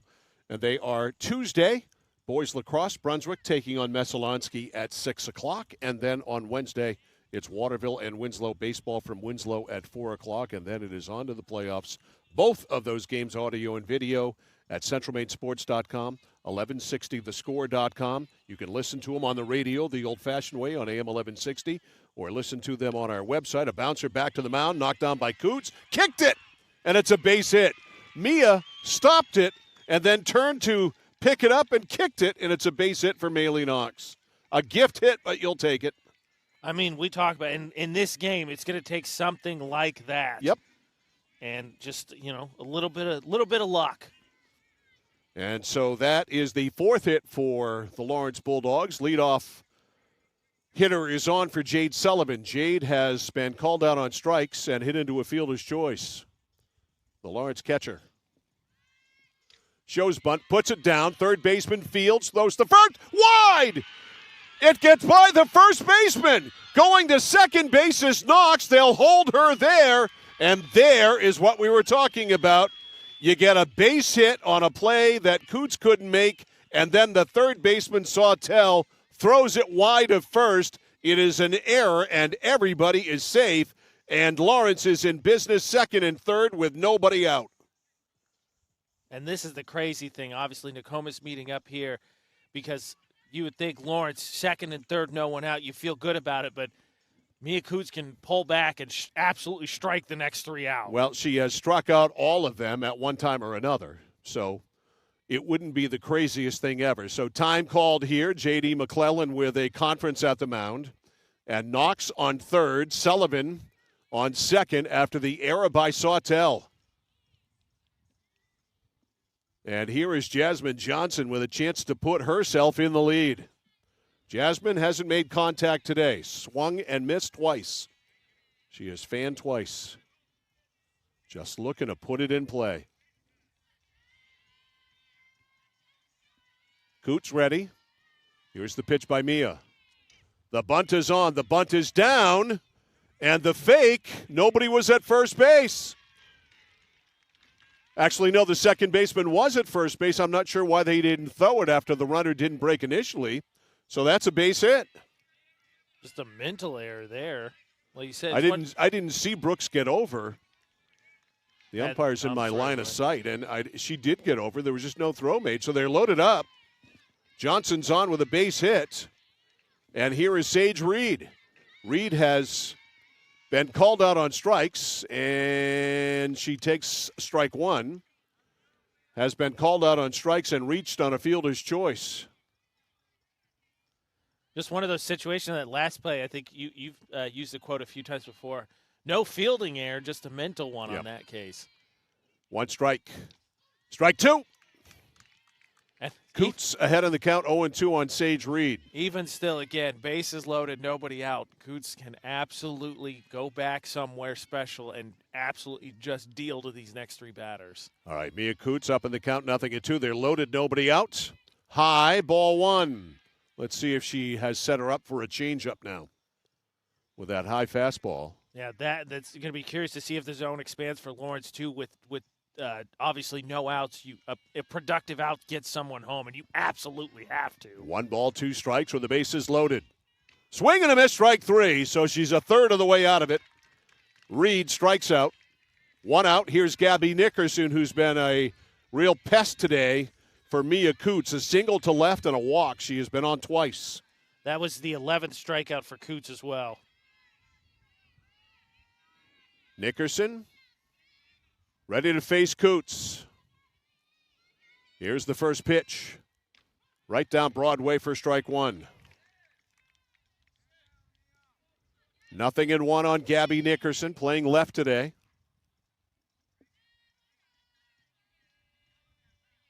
Coots back on the rubber. Watson with the sign, the 0-1. Swing and a miss, strike two. Sort of a half-hearted swing. I think she wanted to check it, but had committed, so it's 0-2. Riley Vayu on deck. 0-2 on Nickerson. Can Coots wiggle out of this? Here's the 0-2. Swing and a miss, strike three. Got her. 2/3 of the way out of it. Nickerson was also the last Bulldog batter who had not struck it out today to Coots. Check that one off the list. And Vayu, very important to remember, Vayu gave that one a ride right down this first base line. It was a great catch by King to end, I think it was the 4th. She's been called out and hit that fly ball to right. Swing and a miss, strike one. That came in the 4th inning. And if you're going to swing at that ball from Mia Coots, you're going to strike out. You got to leave that one alone up in the eyes. 0-1 on Riley Vayu. The 0-1. Fouled back, 0-2.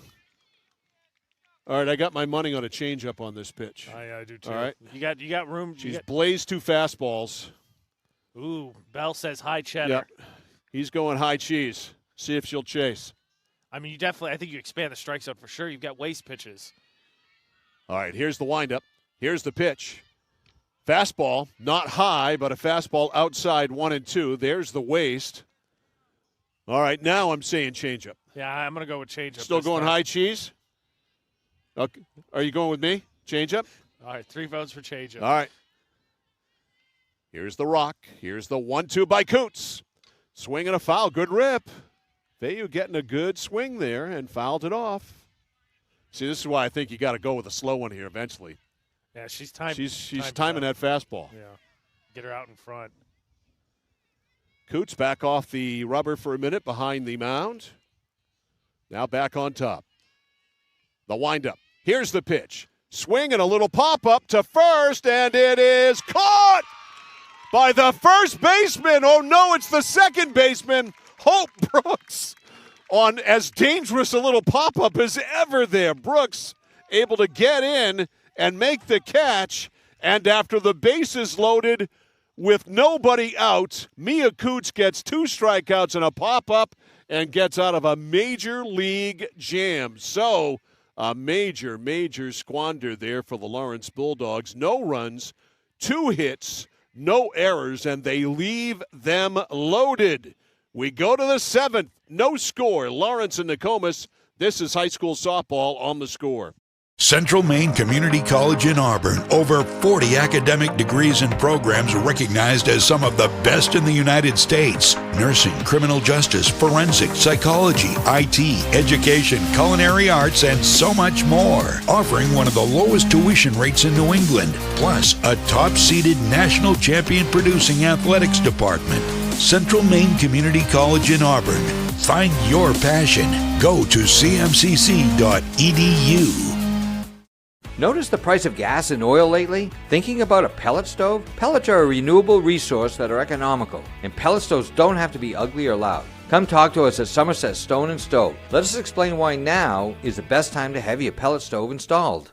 Wouldn't you love to have a gas stove or fireplace designed for your home? Let Somerset Stone & Stove design and install a Regency gas stove or fireplace that is just right for you. Let us customize your Regency gas stove or fireplace while you enjoy the beauty and warmth. Visit Somerset Stone & Stove in Oakland. My mistake on the way out of the inning there, one error, a big error by the Nokomis third baseman that allowed the runners to go to second and third, set up the bases loaded situation, but it's all for naught because Mia Coots made it all for naught with 2 strikeouts and a little pop-up, and we have a change in pitchers for Lawrence. Jasmine Johnson is done for the day after going 6 shutout innings. She'll turn it over to her pal Sage Reed, and they will swap places. So Johnson goes to shortstop, and Reed goes to the mound. So you lose absolutely nothing there. No. So Reed is pitching, and the first pitch is slapped right to Shores at first base. 1 pitch, 1 out. That's efficiency. Yeah, I mean, that doesn't hurt.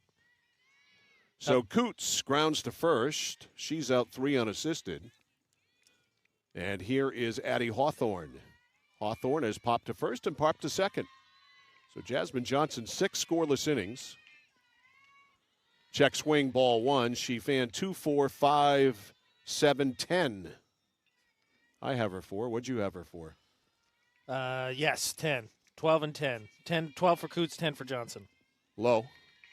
Ball 2, 2-0. Are you surprised to see the swap, considering she's been so effective? Not really, because you're not losing anything. In fact, if it's possible, maybe Sage Reed is a tick better than Jasmine Johnson. That's outside, and that's the difference. 3-0 is they're an interchangeable part. I mean, they've both been great. There's no denying. Fresh arm, maybe. Yep. Yeah, I think that plays into it a little bit. Outside corner for a strike, 3-1. On deck is Cresswell.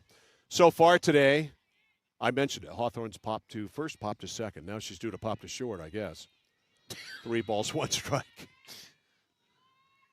Will bouncer by, through into center field, a base hit. Well placed. Reed couldn't glove it. Second baseman couldn't get over for it, so it's a one-out single for Addie Hawthorne, and the go-ahead run is on. And here is Sydney King. King has struck out swinging, struck out looking. Just the 6th hit for Nokomis, 10 combined as we are now in the top of the 7th in this one. And no runs. Sydney, left-handed batter. Low and away, ball one. 22 combined strikeouts here with, one gone here in the top of the 7th. 1 ball, no strikes. Time called. Jade Sullivan wants a chat with Sage Reed. So we get that Game 6 in the NBA Eastern Conference Finals tomorrow night at 8:30. So that means we get a Memorial Day Game 7 if the Celtics win. But it'll be an 8:30 start. Oh, that's rough. That would be better Sunday. Well, that would be ironic just from the standpoint of. It would be great if it were a 3 o'clock start Yeah. Monday afternoon at the Garden. I completely agree. But the ironic thing is, right, that Game 7 with Philly was on Mother's Day. Yes. Or not Mother. Yeah, right? Yes, it was. Yeah. Changeup had her way out in front. 1 ball, 1 strike. That was a balloon. 1-1. So Game 6 tomorrow night at 8:30. Game 7 Monday night at 8:30. The Kings won, right, in the Cup set? What's that? Didn't the Kings win? Is the Cup set? No, they did not. They did not win. So it's 3-1. Dallas Vegas, won right? last night in overtime, so it's 3-1 going back to Vegas. Got it. 2-1 now. Man, those Panthers. Swing and a miss, 2-2. They're on a mission, man. No joke. And You know, Matthew Tkachuk, what an acquisition by Florida. No joke. The only thing I worry about, especially, in all sports, is having that break. Yeah, 2-2. It's in the dirt, goes to the backstop. It's a big play here, and it's a missed third strike. What were we talking about earlier in the game? And a missed third strike comes into play. King strikes out, but makes it to first base on a missed third strike. And so runners at first and second now for Rachel Cresswell. Cresswell has popped us short and been called out. Did they call her out? Oh, that's right. First base was occupied. That's why. So there. It was exciting nonetheless. Yes, I try. The runner did get to second, so the go-ahead run is at second. So there are 2 outs, only a runner at second, and that pitch is a strike. So, yeah, first base was occupied. Has to be open in order for Well, you can't fault us for getting excited. This game, that could have been a difference in the game. Yeah, you can fault us for getting excited. I have to know the rules.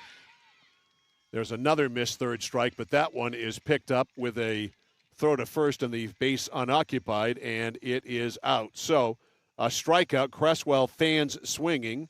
She is out 2-3. So the base hit does not hurt. No runs, 1 hit, no errors. 2 strikeouts in the inning and 1 left. We go to the bottom of the 7th inning. Could we get a walk-off? We'll find out. It is Nokomis nothing, Lawrence nothing. It's high school softball on the score. Looking to begin or further your career in manufacturing and don't know where to start? Midstate Machine is in need of CNC machinists at our Winslow facility, where we manufacture components for some of the most exciting industries: aerospace, defense, power generation. I'm Jeremy Stanford, manufacturing manager, and I personally want to invite you to come learn about the great pay and benefits Midstate Machine has to offer. To apply, visit midstateusa.com. That's midstateusa.com, an equal opportunity employer. Come grow with us. When you're ready to tackle your next building project, no matter how big or small, depend on Hammond Lumber Company for the products and services you need. The knowledgeable staff at Hammond Lumber will be with you every step of the way and keep your project on schedule. From free estimating and project planning to design and drafting services, an extensive product inventory with a wide variety of brands to choose from, and of course, Hammond delivers from any of the locations across Maine and New Hampshire. Hammond Lumber Company, your building project partner. This year.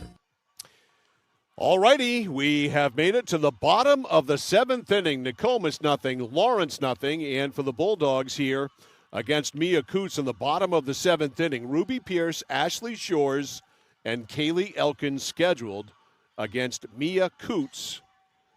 Coots today, through 6, has struck out 2, 3, 4, 6, 12. 12 strikeouts for Mia Coots. And through all of that has allowed 5 hits. And so here in the bottom of the 7th inning, Ruby Pierce will lead off. She has struck out swinging and grounded to second. Chance for a walk-off here for the Lawrence Bulldogs. They had a golden opportunity in the bottom of the 6th inning with the bases loaded and nobody out. But all Coots did was strike out Reed, strike out Nickerson, and get Veyu to pop out. On a heck of a catch, too, by Hope Brooks. Yep. So here's Veyu ready to dig in against junior Mia Coots. 13 combined left on between these two teams. That's a lot. There have been base runners. Coots ready. Foul down the first base line, out of play. 0-1.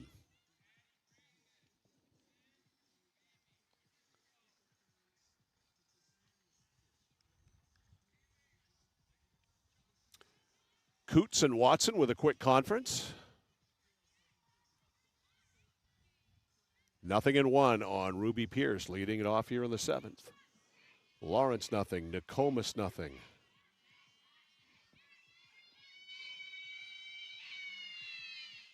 The 0-1, high. Mike, I was pointing out here, they're shading quite a ways here to right. You look. Yeah. I mean, they're really hugging that line, obviously, here. Yeah, on so the right you field. yank one down the left field line, you could run a while. Yeah. I don't think she's going to get around on her, apparently. The 1-1. That's in there for a strike. 1 ball, 2 strikes. Ashley Shores on deck.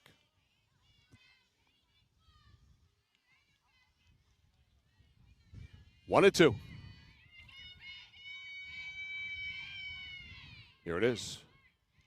Swing and a foul tip. That's a foul tip.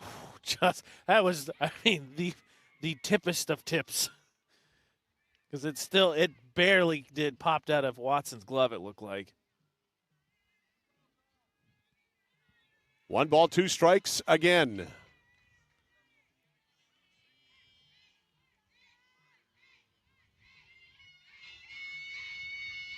Here's the pitch.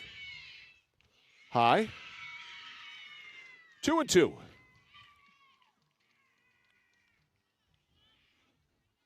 No surprise. Late in the season, the rematch, as it was dubbed, coming down to the bottom of the 7th. Lawrence a chance to walk it off. I'm not surprised at all. We're 0-0 in the 7th. Not in the least with these two teams. Yeah, I'm with you. Here's the 2-2 to Ruby Pierce. Little bouncer, fielded by Coots. She doesn't have nearly as much trouble with that one as she did the last one. She throws to first, 1 out. Nice job there. She almost lost her footing, able to steady herself and grab that one and chuck it to first. 1 up, 1 out. Here's Ashley Shores. No contact today for Ashley. Called out on strikes and struck out swinging.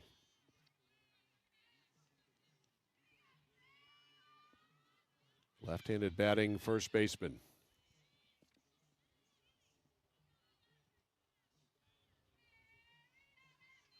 Coots ready. First pitch to Shores. Change is low and away. Ball 1. Fooled her on that one. She was loaded up fastball, and I think she was guessing a little bit. She swing at that? Yeah. Okay. So I take that back. Change up, a swing and a miss, strike 1. I think she was trying to guess. Well, sometimes you're committed to swinging before the pitch even comes. Also could be the case. The 0-1 is a fastball by her, 0-2. You can't do Coots any favors by swinging at one out of the strike zone. No. She's going to paint the corners already, and you're going to have a tough time laying off some. Elkins on deck. Here's the pitch. Strike 3 called. She's gone. That was easy. Third time Shores is fan today. 2 outs. Here's Elkins. 13th strikeout for Coots. Elkins today, caught looking, fly to center, fly to center.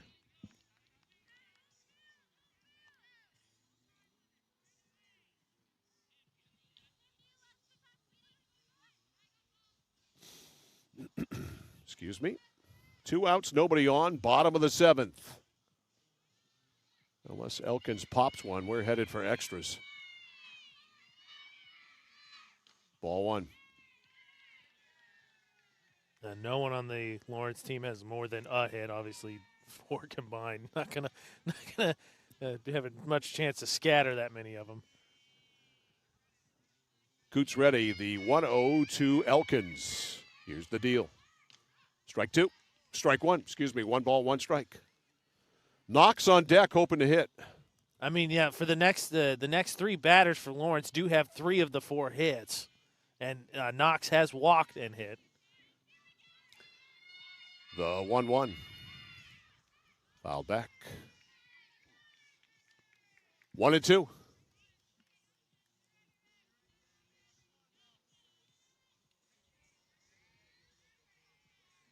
One ball, 2 strikes. Did she call her shot there? Is that what I just saw? Could very well be. Little pop-up, second baseman back, and making a running catch away from the infield is Brooks. And that is it. 2 extras we go. Nothing across for Lawrence in the 7th inning. 7 innings in the books, and no one has scored. Nokomis nothing, and Lawrence nothing. It's high school softball on the Score. This year, your tax return could literally improve every moment of your life with a new pair of glasses or an eye exam from your friends at Kennebec Eye Care in Waterville. Even if you already own a pair, it's always a good idea to have an extra set. Keep a backup pair at home for emergencies. Leave an extra pair at work. Or how about prescription sunglasses or computer glasses? Call 872-2797 to schedule an appointment. Kennebec Eye Care, 216 Main Street in Waterville. Online at KennebecEyeCare.com. Kennebec Eye Care, your sight specialist. I came for a visit and I just fell in love with it. They just want to see you be you and just excel. There's a lot of opportunities here. It really gives me time to figure out what I want to do with my life. It's a good stepping stone to get to where you want to be. The tuition is definitely part of what brought me here. Credits transfer, that's huge, especially for a community college when you're trying to figure out what you want. CM's the best place. Honestly, it's the best place. You got to be here to experience it. Well, we are about to experience extra innings here at the David Martin Sports Complex here at Lawrence High School in Fairfield. 7 innings, nothing decided, nobody has scored. So we go to extras, and Nokomis will have the top of their order up to start it off here in the 8th inning. Cameron King. King 2 for 3. Sage Reed in her 2nd inning of work. Bouncer to short. Johnson up, fires, got her. Nice play, especially with King's speed. 1 pitch, 1 out. Do you think that we talked about the change from Johnson to Reed? Do you think potentially Coach sensing maybe this one's heading for extras, thought I'm going to get Reed out there to? Oh, absolutely. Sure. This potentially could go several innings. This could go a while. Yeah. And we'll end up seeing, if it does, a strike called there to Brooks if they do have to go away from Coots if they've got anybody behind her. Yeah. So I don't know if anybody else has pitched this year for them. I'm sure they have, but not much. And certainly not in a high leverage situation. Hard ground ball. Johnson gobbles it up, throws to first, 2 outs. So 3 pitches, 2 outs on 2 ground balls to short. And Sage Reed making quick work of Nokomis. Here's Reagan King. 2 strikeouts and a pop back to the pitcher.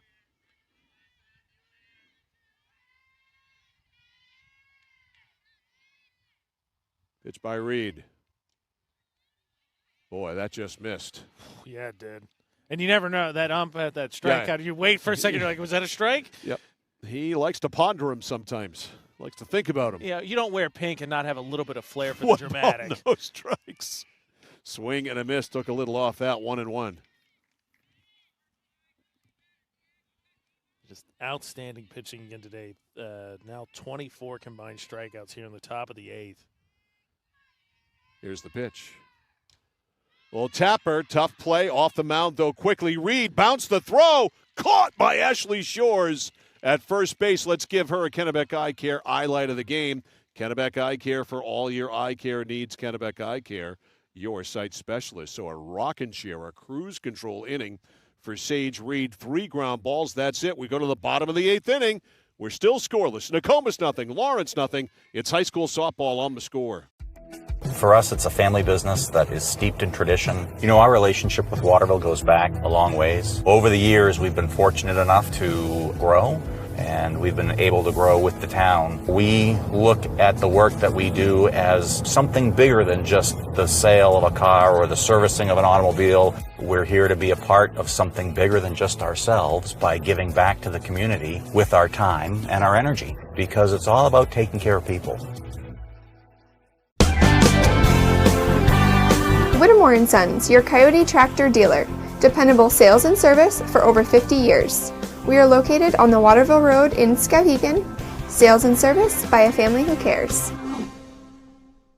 For excavation in the greater Skowhegan Waterville area, call PJ Diggs. Septic systems installed, new or replacement. New driveways, foundation holes, full house lots. If it's dirt, they do it all. Need gravel, sand, or crushed aggregate for your project? Call PJ Diggs. They have all the materials you need ready for delivery. Spring is here, and it's time to start digging into your project. For a free quote, call PJ Diggs 431-4299. The Excavation Pros. If it's dirt, they do it. Family and veteran-owned. PJ Diggs, 431-4299.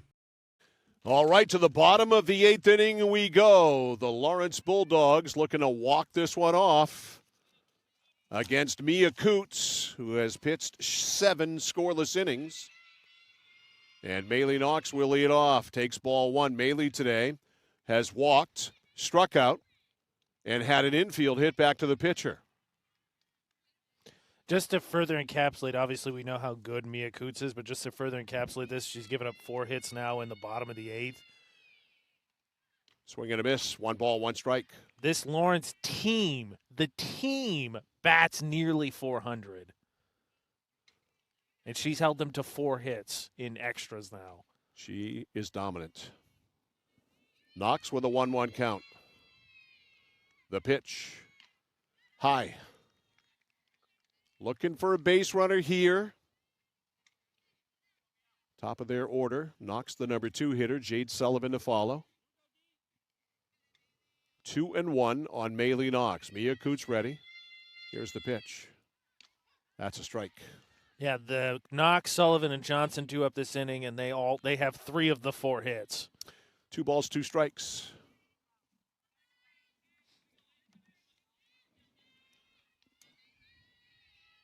Coots ready for the 2-2. The pitch to Knox. Swing and a miss. She went after a high heat and didn't come down with it. Strike 3, second time she's fanned. And here is Jade Sullivan. Sullivan has been called out on strikes, reached on a fielder's choice, then reached on an error on a bunt. That was thrown away by the third baseman, Sawtell. 14 strikeouts for Mia Coots. Sullivan, 1 of those 14. The pitch. Strike 1. You are not going to hit that. She was swinging for the walk-off there. 0-1. I think Sullivan does have the lone home run that the Lawrence team has, I believe. I'm not in a position to dispute that, so I won't. Ball. 1 ball, 1 strike. Double check. We're about facts on this broadcast. Damn straight. Fact check that, will you? I got you. Sullivan, 1 ball, 1 strike. Mia Coots.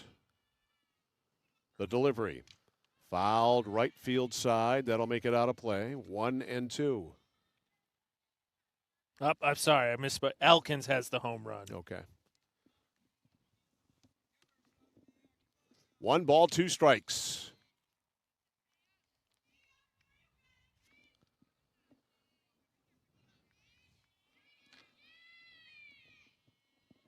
The pitch. 1 ball, 3 strikes. Strike 3, 2 strikeouts in the inning for Mia Coots. Who's getting tired in the 8th? So 2 outs, and here's Jasmine Johnson, who has struck out twice. Jasmine now playing short.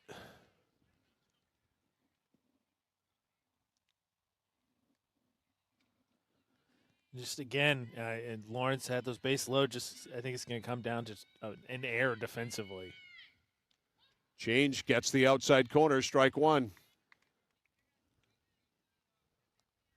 Which team can mentally just stay tough and stay locked in? Yeah, Lawrence had the bases loaded and nobody out in the 6th and did not score. High, ball one. 1 ball, 1 strike. 2 strikeouts and a pop out to end the inning by Coots. Mia, 1 ball, 1 strike here on Johnson. That was after a miscue on a bunt that should have been probably out one at first base. Sure, no doubt. The 1-1. Fouled back. 1-2.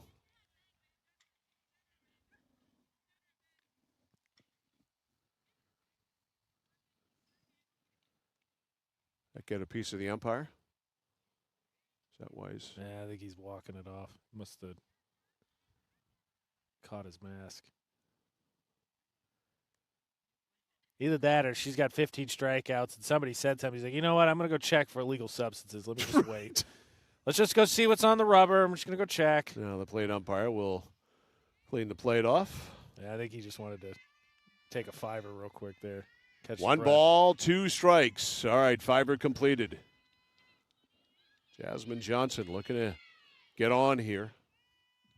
Here it is. Foul to the right. I believe there's some tossing back and forth. I haven't seen anybody throw a pitch yet on the behind the Nokomis dugout. Yeah, they're just playing catch right now. Yeah. See if anybody. I don't think Coots is going anywhere. Oh, not for. I would be surprised not for at least a few more innings. 1 ball, 2 strikes. If we get to that point. Here it is. Check swing. Did she hold up?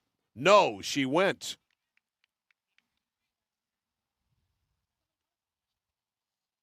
He said strike, right? I thought he said strike. He put up his right hand. Okay. Apparently he not. He didn't put his right hand up. I thought he did. You're not alone, Mike. That looked like strike. So it's 2-2. Apparently that means, yes, she held up. It's like that guy out in South China, that umpire that day who made an out call, and apparently that's his call for safe. That is strike 3. And so Sage Reed fans the side. Nothing across for Lawrence in the 8th inning, and 8 is not enough. We will go even more. We go to the 9th inning in this one. It's Lawrence nothing and Nokomis nothing. This is high school softball on the Score. Nokian Tires, available at 201 Tire Battery and Service, Route 201 Vassalboro. Your complete auto center. Mechanics you can trust. Nokian Tires to keep you safe on the road. Plus, 201 Tire Battery and Service is a state inspection station. They have batteries and accessories, including custom battery cables available. And of course, those great Nokian tires. 201 Tire Battery and Service, Route 201, Vassalboro. Central Maine Community College in Auburn. Over 40 academic degrees and programs recognized as some of the best in the United States. Nursing, criminal justice, forensic, psychology, IT, education, culinary arts, and so much more. Offering one of the lowest tuition rates in New England. Plus, a top-seeded national champion producing athletics department. Central Maine Community College in Auburn. Find your passion. Go to cmcc.edu. Nary a run scored in this one. We go to the 9th inning now. Sage Reed, her 3rd inning of work in relief of Jasmine Johnson. And here in the 9th inning, she'll face Megan Watson, Jenna Sawtell, and Mia Coots. That's 4, 5, and 6 in the Nokomis order. Through 8, we have 27 combined strikeouts. We only have 10 combined hits. 2 total walks, and 13, I believe, left on base. And a whole bunch of mighty good pitching. Yeah, a lot of that. Watson today has been called out on strikes. She has flied to center and singled to center her last time. Facing Sage Reed. Ball 1. And I am about to run out of room on my scorebook. Yep, this is the last inning I've got. Mine goes to 9 as well, and I didn't bring any spares. Shame, shame, shame. I looked at Ryan. Ryan didn't bring any either. What good is he if he's not bringing spare stat sheets? Check swing. Did he go? Yeah, did she go? That is yes. Well, good help was hard to find. Now, we're sure that was he put the fist up. We're sure that was a strike. Yeah, well, that's a plate umpire. Okay, just making sure. That's meant a strike today when he's done that. Change up is low. 2-1. And again, as you said, no surprise these two teams going this amount of distance. They're that good. Check swing. It's a ball. 3-1. Nice hold back. And just to again emphasize how good the pitching has been, it's neither of these offenses don't score. They both average over 10 runs a game. Ball 4. There's the go-ahead run right there.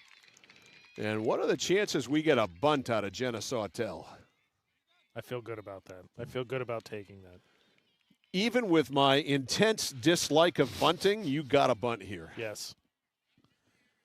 Especially, too, you got to make the defense make a play. We've already seen an error on a bunt today. We've seen issues there, so yes. Jenna Sawtell. Again, cover third if you're Lawrence. Is going to bunt. And she does it, and she grounds it to short, and Johnson stops it, and everybody is safe. Go figure. It was just because you said that. You just can't make this stuff up. An infield hit to shortstop, and Sawtell is on now. I think we're going to see a bunt out of Mia Coots. Again, cover third. Lawrence has to have. Well, with a runner at second, you think that would be a no-brainer. The bunt is on. She pulls it back but takes a strike. Mia today has popped to second, singled, and out first unassisted. Credit to Johnson, though, because she was obviously up in the hole playing bunt there. She had to track that one down. Couldn't make a throw, but to let it to knock it down in the infield was still a good play. The 0-1 bunted foul. Quickly 0-2.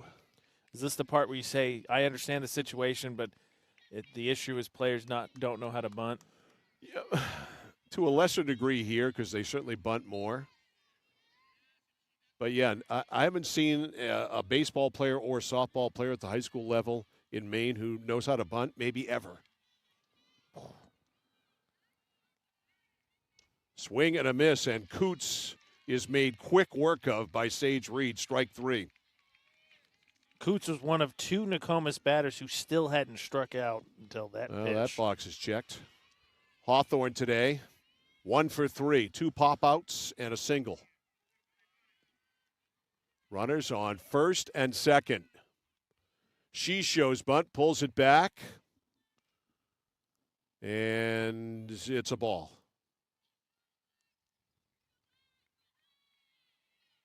So how does Lawrence respond? We saw Coots get out of a jam when she had the bases loaded with nobody on. And Nokomis gets to first and second with nobody out. Nobody out. Now 1 gone. The 1-0. Strike. 1-1. A lot of jockeying on the base pass, but no movement.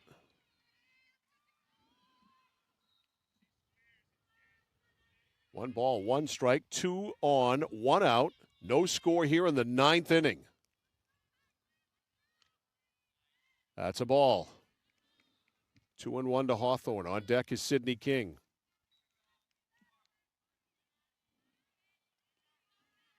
Watson at second has good speed.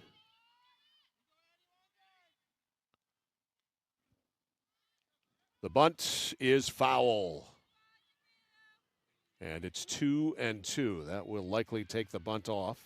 You still bunt out in high school, right? Yes. Foul, you mean? Yes. Foul. Bunt foul out.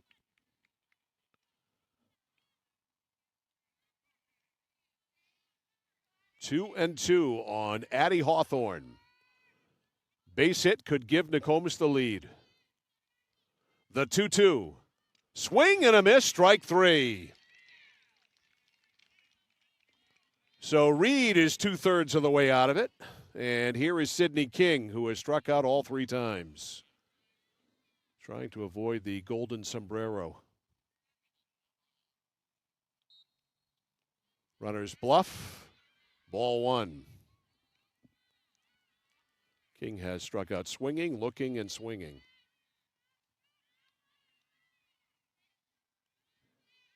Sage Reed. The pitch. Swing and a miss. King hasn't come close today. 1-1. 1-2. She swings and misses. So Reed looking to strike out the side. Sage ready. The windup.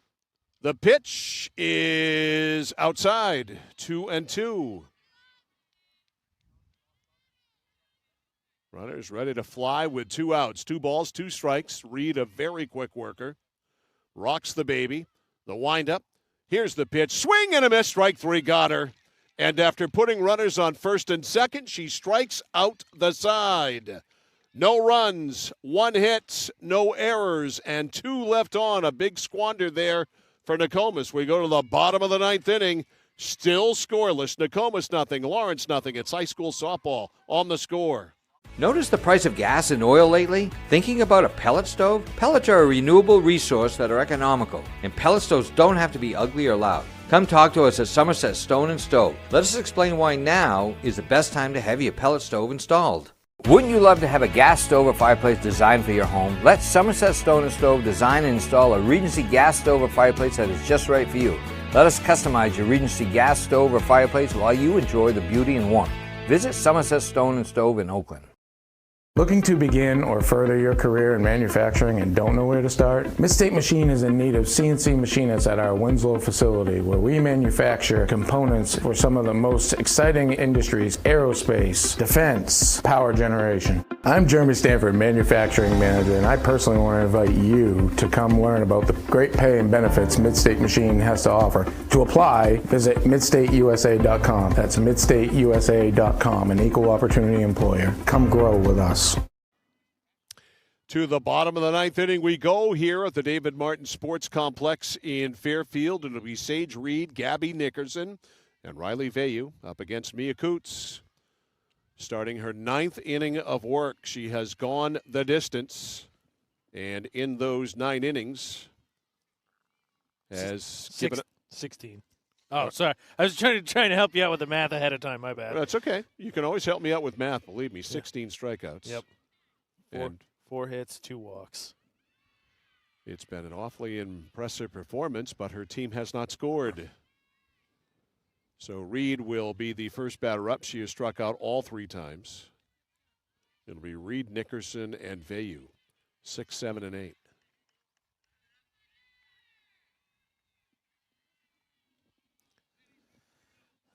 What a performance. Again, I think it's in the 3, actually I have it right here. Lawrence as a team is hitting .384 coming into today. They have 4 hits in the bottom of the 9th. They have been stymied.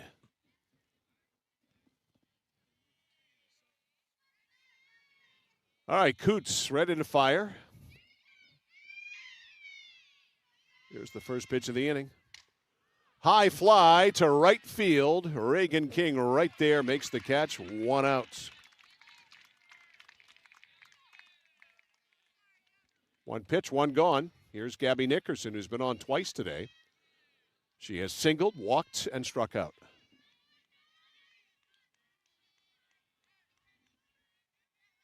We get a defensive switch here, Mike. Okay. Cameron King, who started shortstop, she's at second. And 8 has come in at shortstop. Okay. Strike called. So Cameron King is now at second base. Yes, sir. And give you a name with the number. Haley Reynolds. And Haley Reynolds at short comes in off the bench.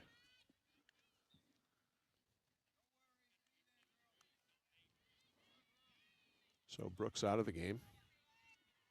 Yes. 2-0, or no, 1-1 on Nickerson. Here's the pitch. High pop up. And it falls foul. Catcher never saw it, Watson. And Nickerson still has a life, 1-2. That is a break there for Nokomis because she absolutely, and her team trying to communicate with her, but there was not a lot of time to react on it. It didn't get that high up in the air. So Nickerson survives. 1 ball, 2 strikes.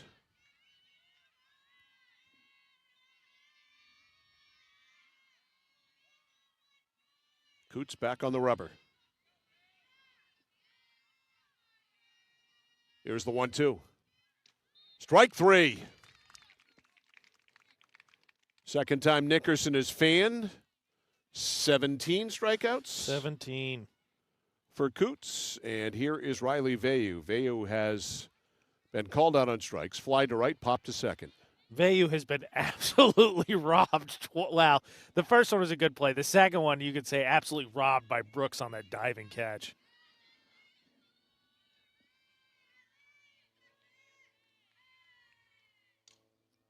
Foul to the right. 0-1.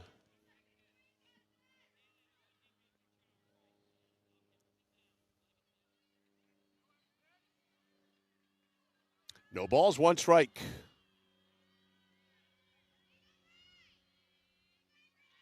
The pitch by Coots. A ball. 1 ball, 1 strike on deck. Hoping to hit is Ruby Pierce.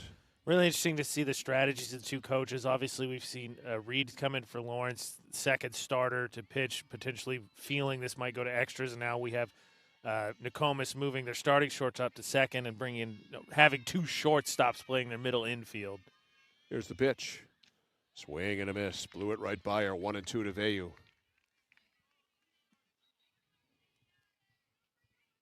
One and two.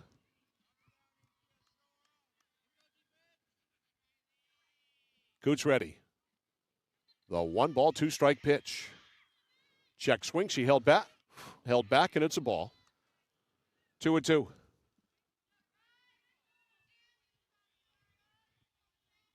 I hope these umps didn't have anywhere else to be today. Another game to call. Well, in today's world, you never know, but I don't think so. 2 balls, 2 strikes. Hopefully they didn't have 6 o'clock dinner plans. Hi. Hopefully we didn't have 6 o'clock dinner plans. 6 o'clock dinner plan? No, everybody's clear. We clear our schedule for you, Mike. Okay. It has nothing to do with me. You're kidding. Do they really? 3 balls, 2 strikes. Well, I don't think they're going to make it. These girls are going to be late. By the way, Lawrence beat Nokomis in baseball 6-3. So the baseball team could make it unless they bust down together. Check swing, and it's a ball. Wow. And it's ball 4. He took a long look at that one. Sure did.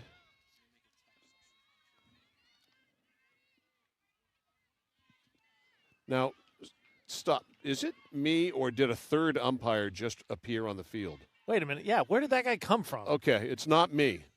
Because all of a sudden I'm seeing another umpire on the field. Where'd this guy come from? How does this happen? Yeah, no, I'm with you.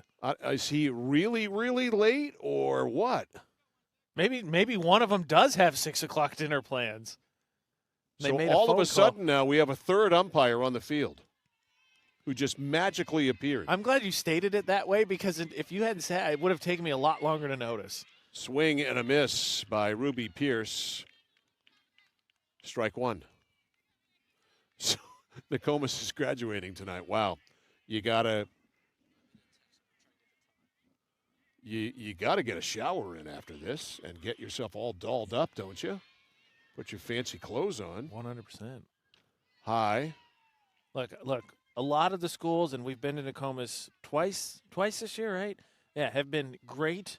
I don't want to heap on. However, big oversight by the Nokomis staff on that one, knowing that Lawrence and Nokomis were going to duke it out for supremacy in Class B North. Yeah.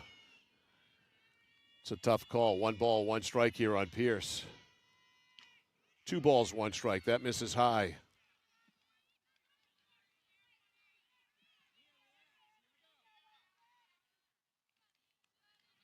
Two and 1. Veyu, the winning run is at first.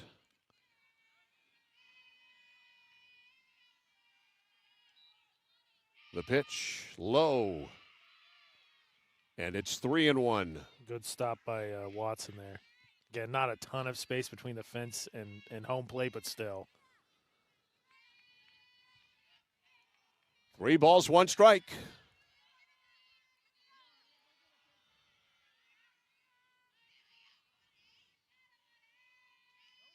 Coots back on the rubber. The windup, the 3-1 to Pierce. Swing and a miss, and it's 3-2.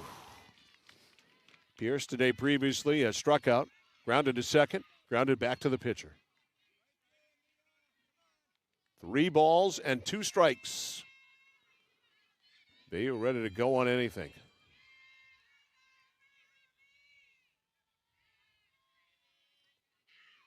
Watson the sign, Coots to the windup. The full count pitch. Swing and a miss, strike 3 will go to the 10th. No runs, no hits, no errors, 1 left on. We go to the 10th. No score between Lawrence and Nokomis. It's high school softball on the score. When you're ready to tackle your next building project, no matter how big or small, depend on Hammond Lumber Company for the products and services you need. The knowledgeable staff at Hammond Lumber will be with you every step of the way and keep your project on schedule. From free estimating and project planning to design and drafting services, an extensive product inventory with a wide variety of brands to choose from, and of course, Hammond delivers from any of their locations across Maine and New Hampshire. Hammond Lumber Company, your building project partner.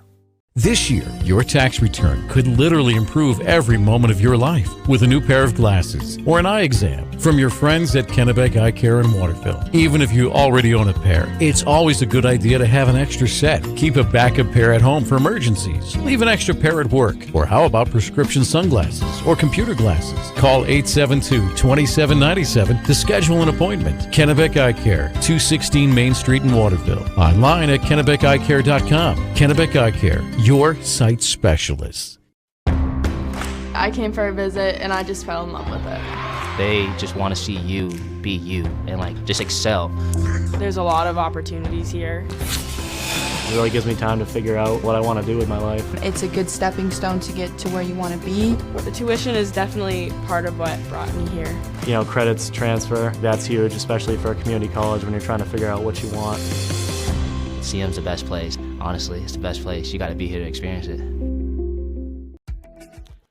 All right, so in our category of you learn something new all the time, apparently in high school softball, after 9, you go to a ghost runner at second base to start every inning. So we've got a ghost runner on second base. That's Sydney King, who made the last out of the previous inning. She's on. And up now is Cresswell, who bunted it foul on the first pitch. So we have a ghost runner at second. And what do we do scoring-wise to account for her there? I have no idea. Don't ask me. I don't know. You asked actually a much more important question. I was going to ask, does she get credited with a run if she scores? Yes, she does. Right. But the question one is, of my problems with Major League Baseball doing this is what's the scoring on this? Right. How did she get to second other than the fact that the rules place her there? She ghost doubled, Mike. Okay, so a ghost double for Sydney King. And we've got an 0-2 count on Cresswell and another trip to the mound by the plate umpire. I don't think that one hit him. It went wide. I don't know what the deal is with that. He cleared some dirt out. He's just exhausted. On the rubber. I mean, think of how many times he's lifted that right arm up. We've lot. We've got a combined. Coots has 18 strikeouts. And then between Reed and Johnson, we've got 13. So 31 strikeouts here into the top of the 10th, which means we've had 54 combined outs, 31 of them by strikeout. Nothing in 2 on Cresswell. A ghost runner at second. That one is hit right into the dugout or right behind the dugout. That was dangerous. Look out. Looks like everybody's all right. Speaking of which, if anybody joins us for our last regular season broadcast, which is Waterville at Winslow, watch where you park. We saw a lot of windows hit yesterday. Yeah, don't park anywhere near the field. Yeah, just FYI, just looking out. Swing and a miss, strike 3. So Cresswell fans, 1 out with a ghost runner at second, King. And here is Cameron King. And are they intentionally walking her? Yeah. Why would you do that? Yeah, why would you? It's not. I mean, you put the double play, but Cameron King on first has great speed. Well, her run doesn't really matter all that much. I mean, you'll take it, but all right. So she is intentionally walked, and now here is, I think, hitting for the first time for Nokomis, Haley Reynolds. Nope, it's not. This is. I mean, I think they had it a defensive assignment. Right. They changed. Now they're going to pinch it for that spot. And this is Leah Tasker, an outfielder, who shows bunt, pulls it back for ball one. 1 ball, no strikes. Runners on first and second with 1 out. There's the bunt. It's foul. Runners on first and second in a really weird manner. A ghost double and an intentional walk.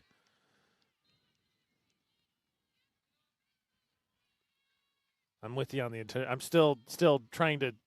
I don't know nearly as much about baseball as you do, but I'm still trying to wrap my head around the strategy of intentionally setting walking. up I don't know. Setting up a force, I guess. A force at every base. A force at yes. Except her home, of course. Right. Yeah. That pitch was a ball. 2-0. That's a strike. 2-1. 2-2. 2-2. Excuse me. Yeah, there's the foul bunt. So 2 balls, 2 strikes. On the pinch hitter, Tasker. That's a ball. 3-2. We might need to call Desiree Searoyce. I believe Adam is expected at a campground sometime before tomorrow. Adam's going to be late. Yeah. 3 balls, 2 strikes.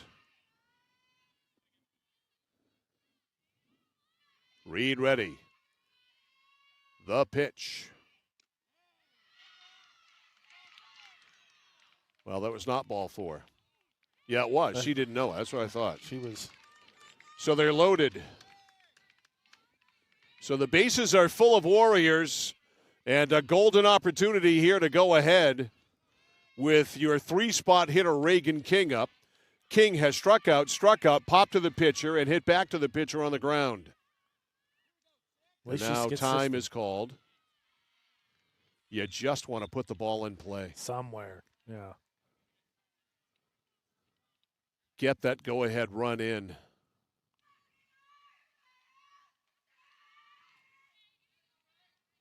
King on third, King on second, Brooks on first. The pitch is low.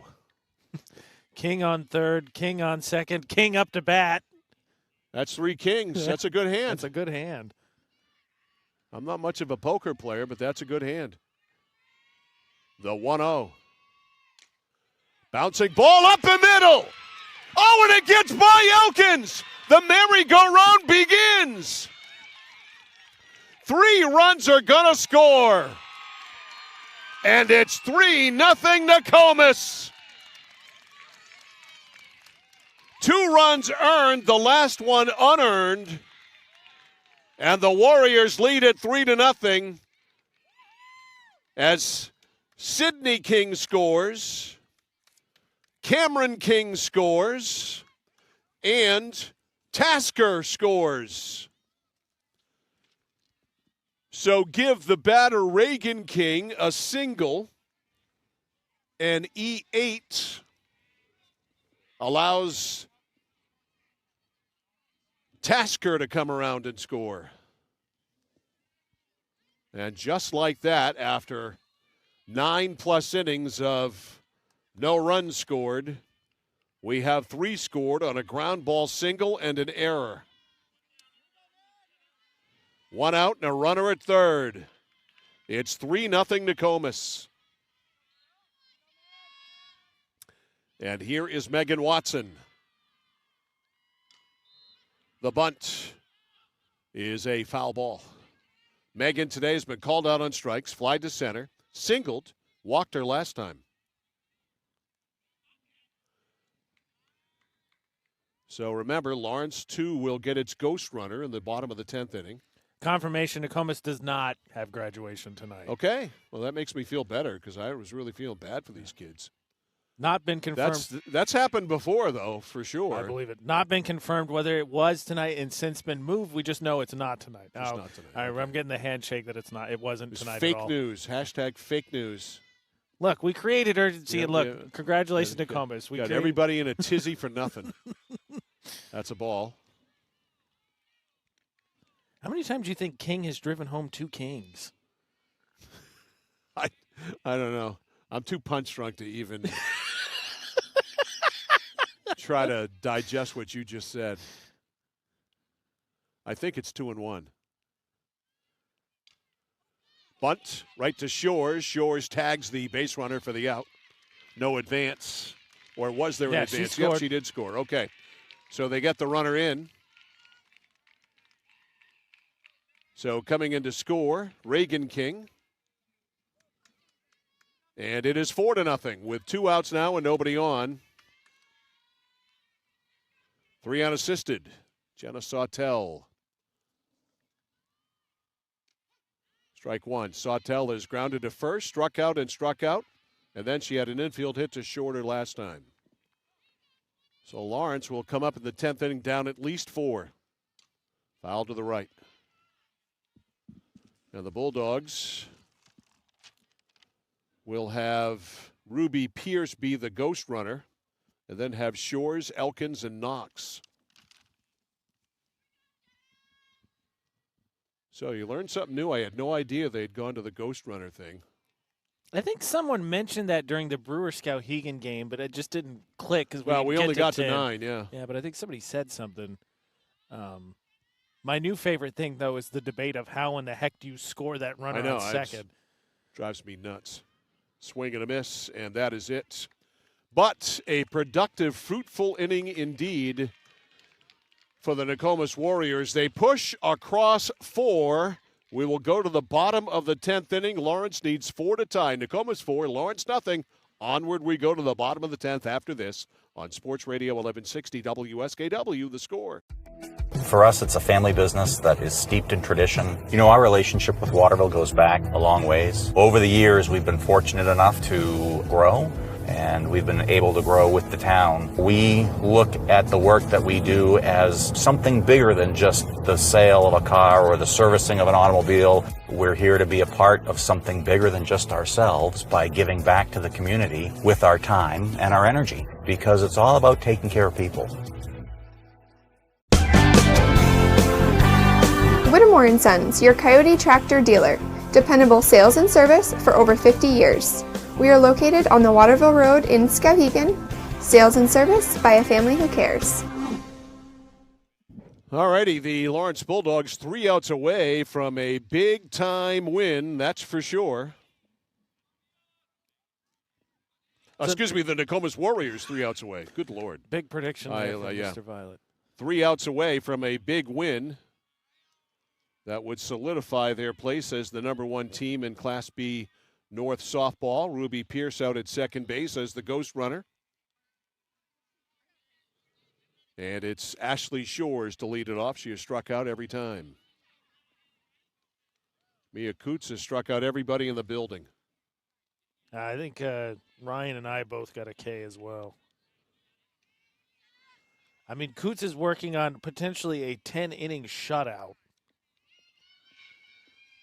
Here's the pitch. Bounced foul by Shores. 0-1.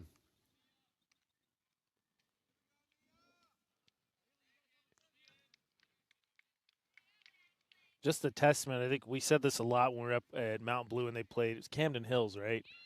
When we were up at that, is it Hippick Park? Hippick Field? Yes.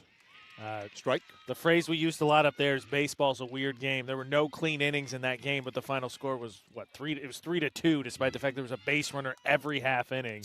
Yeah, baseball is a funny game. And here you have a just dominant pitching performance and potentially could end up 4-0. Change up is outside. 1 ball, 2 strikes. On Ashley Shores. Hitting with a ghost runner at second, leading off here in the 10th inning, 4-0 Nokomis.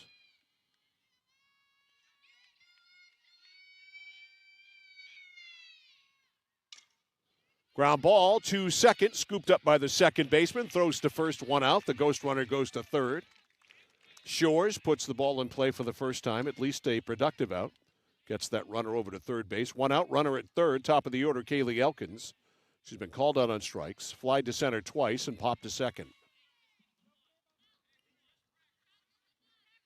Fan just yelled, "We don't care about the run," and truer words, the run means nothing here. Yeah, you'll trade the run for the second out. Pitch by Coots is fouled off. See, the thing that I don't know is if there's a ground ball to second base and that runner comes in to score, does that count as an earned run for Mia Coots? That is a There good were no question. errors in the inning. That's what I see. That should not count as an earned run against Mia Coots. She didn't put that runner at second. That's a good point. The rule book did. So, that ball's hit pretty well to left field. Left field and back. It's over her head. Extra bases. The run will score. Runner goes for third, and into third is Kaylee Elkins. And hold on, it's 4-1. That's a best hit ball of the day, as Elkins blasted one to left field, and she is into third with a triple. Give her an RBI. And it's 4-1. Yeah, she absolutely crushed that one. And here's Maylee Knox. Cresswell had no chance. But even giving up that triple, swing and a miss, strike one, is that an earned run? I guess so. It's got to be, I guess. I think by the definition of the rule book, it is, but Yeah. I like your statement of saying that no, it shouldn't be. There should be a stat team earned runs or team unearned runs, and that would go into a team earned run, not against the pitcher. Strike two. You thought you were just showing up for a great pitching duel. You get baseball philosophy. We heard a story of Mike's blown out knee and how far medical technology's come. Stop it. We cover everything. 0-2. It's been a long game. We're in the 10th inning. That's There's true. a lot to get to. There's a lot to get to. Swing and a miss, strike three. Knox is made quick work of. Last call now is Jade Sullivan. Sullivan's been called out on strikes, hit into a fielder's, hit into a fielder's choice, then reached on an error and struck out. Sullivan, the Lawrence catcher. 19 strikeouts for Mia Coots.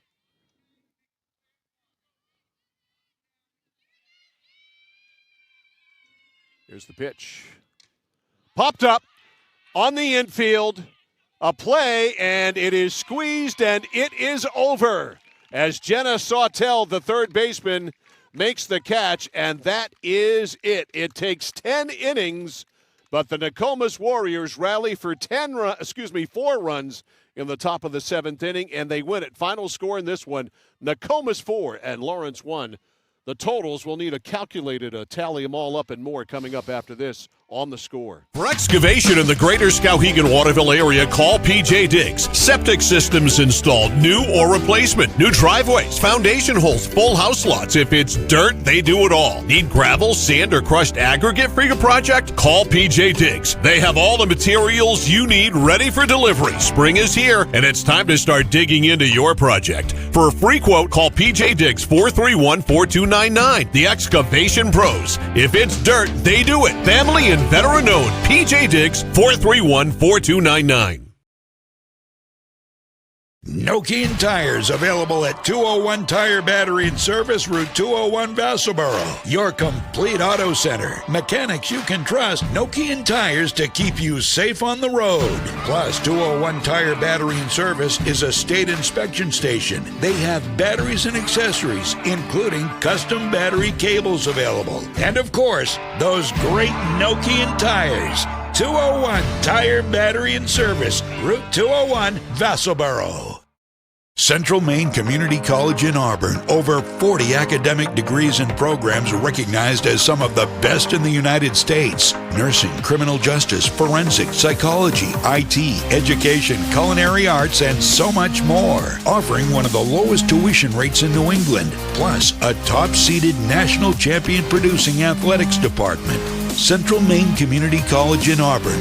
Find your passion. Go to cmcc.edu.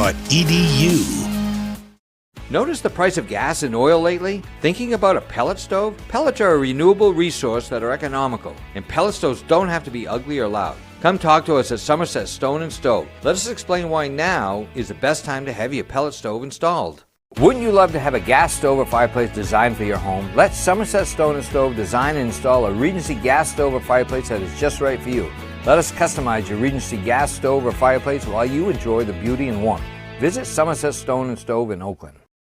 Looking to begin or further your career in manufacturing and don't know where to start? Midstate Machine is in need of CNC machinists at our Winslow facility, where we manufacture components for some of the most exciting industries: aerospace, defense, power generation. I'm Jeremy Stanford, manufacturing manager, and I personally want to invite you to come learn about the great pay and benefits Midstate Machine has to offer. To apply, visit midstateusa.com. That's midstateusa.com, an equal opportunity employer. Come grow with us. When you're ready to tackle your next building project, no matter how big or small, depend on Hammond Lumber Company for the products and services you need. The knowledgeable staff at Hammond Lumber will be with you every step of the way and keep your project on schedule. From free estimating and project planning to design and drafting services, an extensive product inventory with a wide variety of brands to choose from, and of course, Hammond delivers from any of their locations across Maine and New Hampshire. Hammond Lumber Company, your building project partner. This year. Mike Violet, AJ Knight back here post-game. It took 10 innings, but the Nokomis Warriors win. They get 4 runs in the 10th inning and beat the Lawrence Bulldogs by a final of 4-1 in this one. The final line scores brought to you by Midstate Machine. 4 runs, 8 hits, 1 error, and 8 left on base for Nokomis. For Lawrence, a run on 5 hits, 1 error, and 9 left on base. The winning pitcher, Mia Coots, went 10. She went the distance, 5 hits. She walked 3, and got a load of this, struck out 19 in this ball game. So 19 strikeouts for Mia Coots. And, of course, the run that she gave up was not a base runner that she put on base. It was a ghost runner that, of course, is placed on second base. That runner came in to score on the triple by Kaylee Elkins. So a runner on base, not of her doing, but she pitches just a magnificent game today, and obviously is our score player of the game. Yeah. Just an incredible performance. You get the feeling if they needed 20 out of her today, she could have gone 20. Yeah, I think so. We jokingly set the line at 20.5 for strikeouts, and she goes 19, and Lawrence, will get to their stats here in a second. But, yeah, we saw some players playing catch and never seemed to settle in a pitch, and I think that's the case. They were just going to go. If she lost it, she lost it. You lose a game in 15 with her, you'll take it. Nokomis 4 runs, 8 hits, an error. They left 8. Lawrence 1 run, 5 hits, 1 error. They left 9. Certainly had an opportunity in the 6th inning. They loaded the bases with nobody out, but of course, what does Coots do? She gets out of it on 2 strikeouts and a fly ball, a pop up to the infield. That was Lawrence's chance to win the ball game right there. They squandered that opportunity, and then in the 10th inning, Ghost Runner gets on. They intentionally walked a hitter, which really surprised me.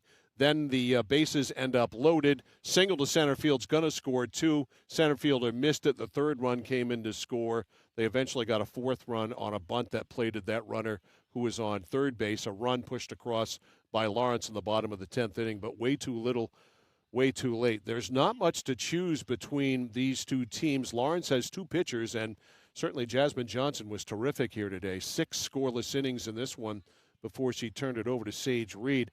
That may be a plus for Lawrence going forward, but with Mia Coots seemingly able to pitch forever, does it really matter?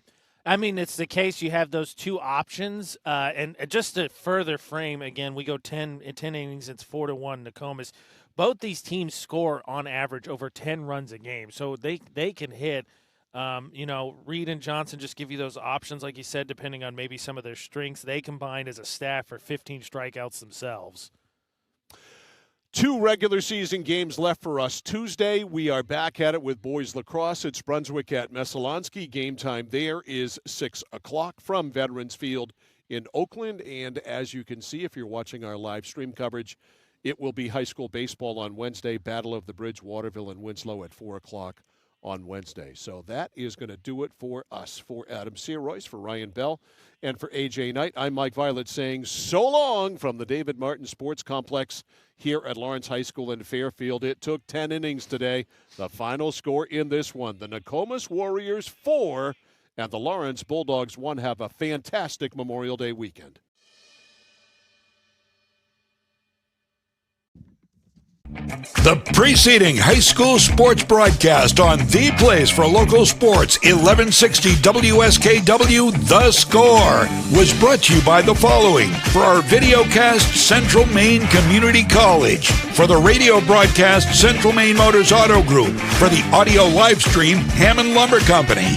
Also brought to you by Kennebec Eye Care, Mid-State Machine, Whittemore & Sons, Somerset Stone and Stove, 201 Tire, Battery, and Service, and by PJ Diggs. Count on us for all your local high school and college sports. Sports Radio 1160 WSKW, The Score.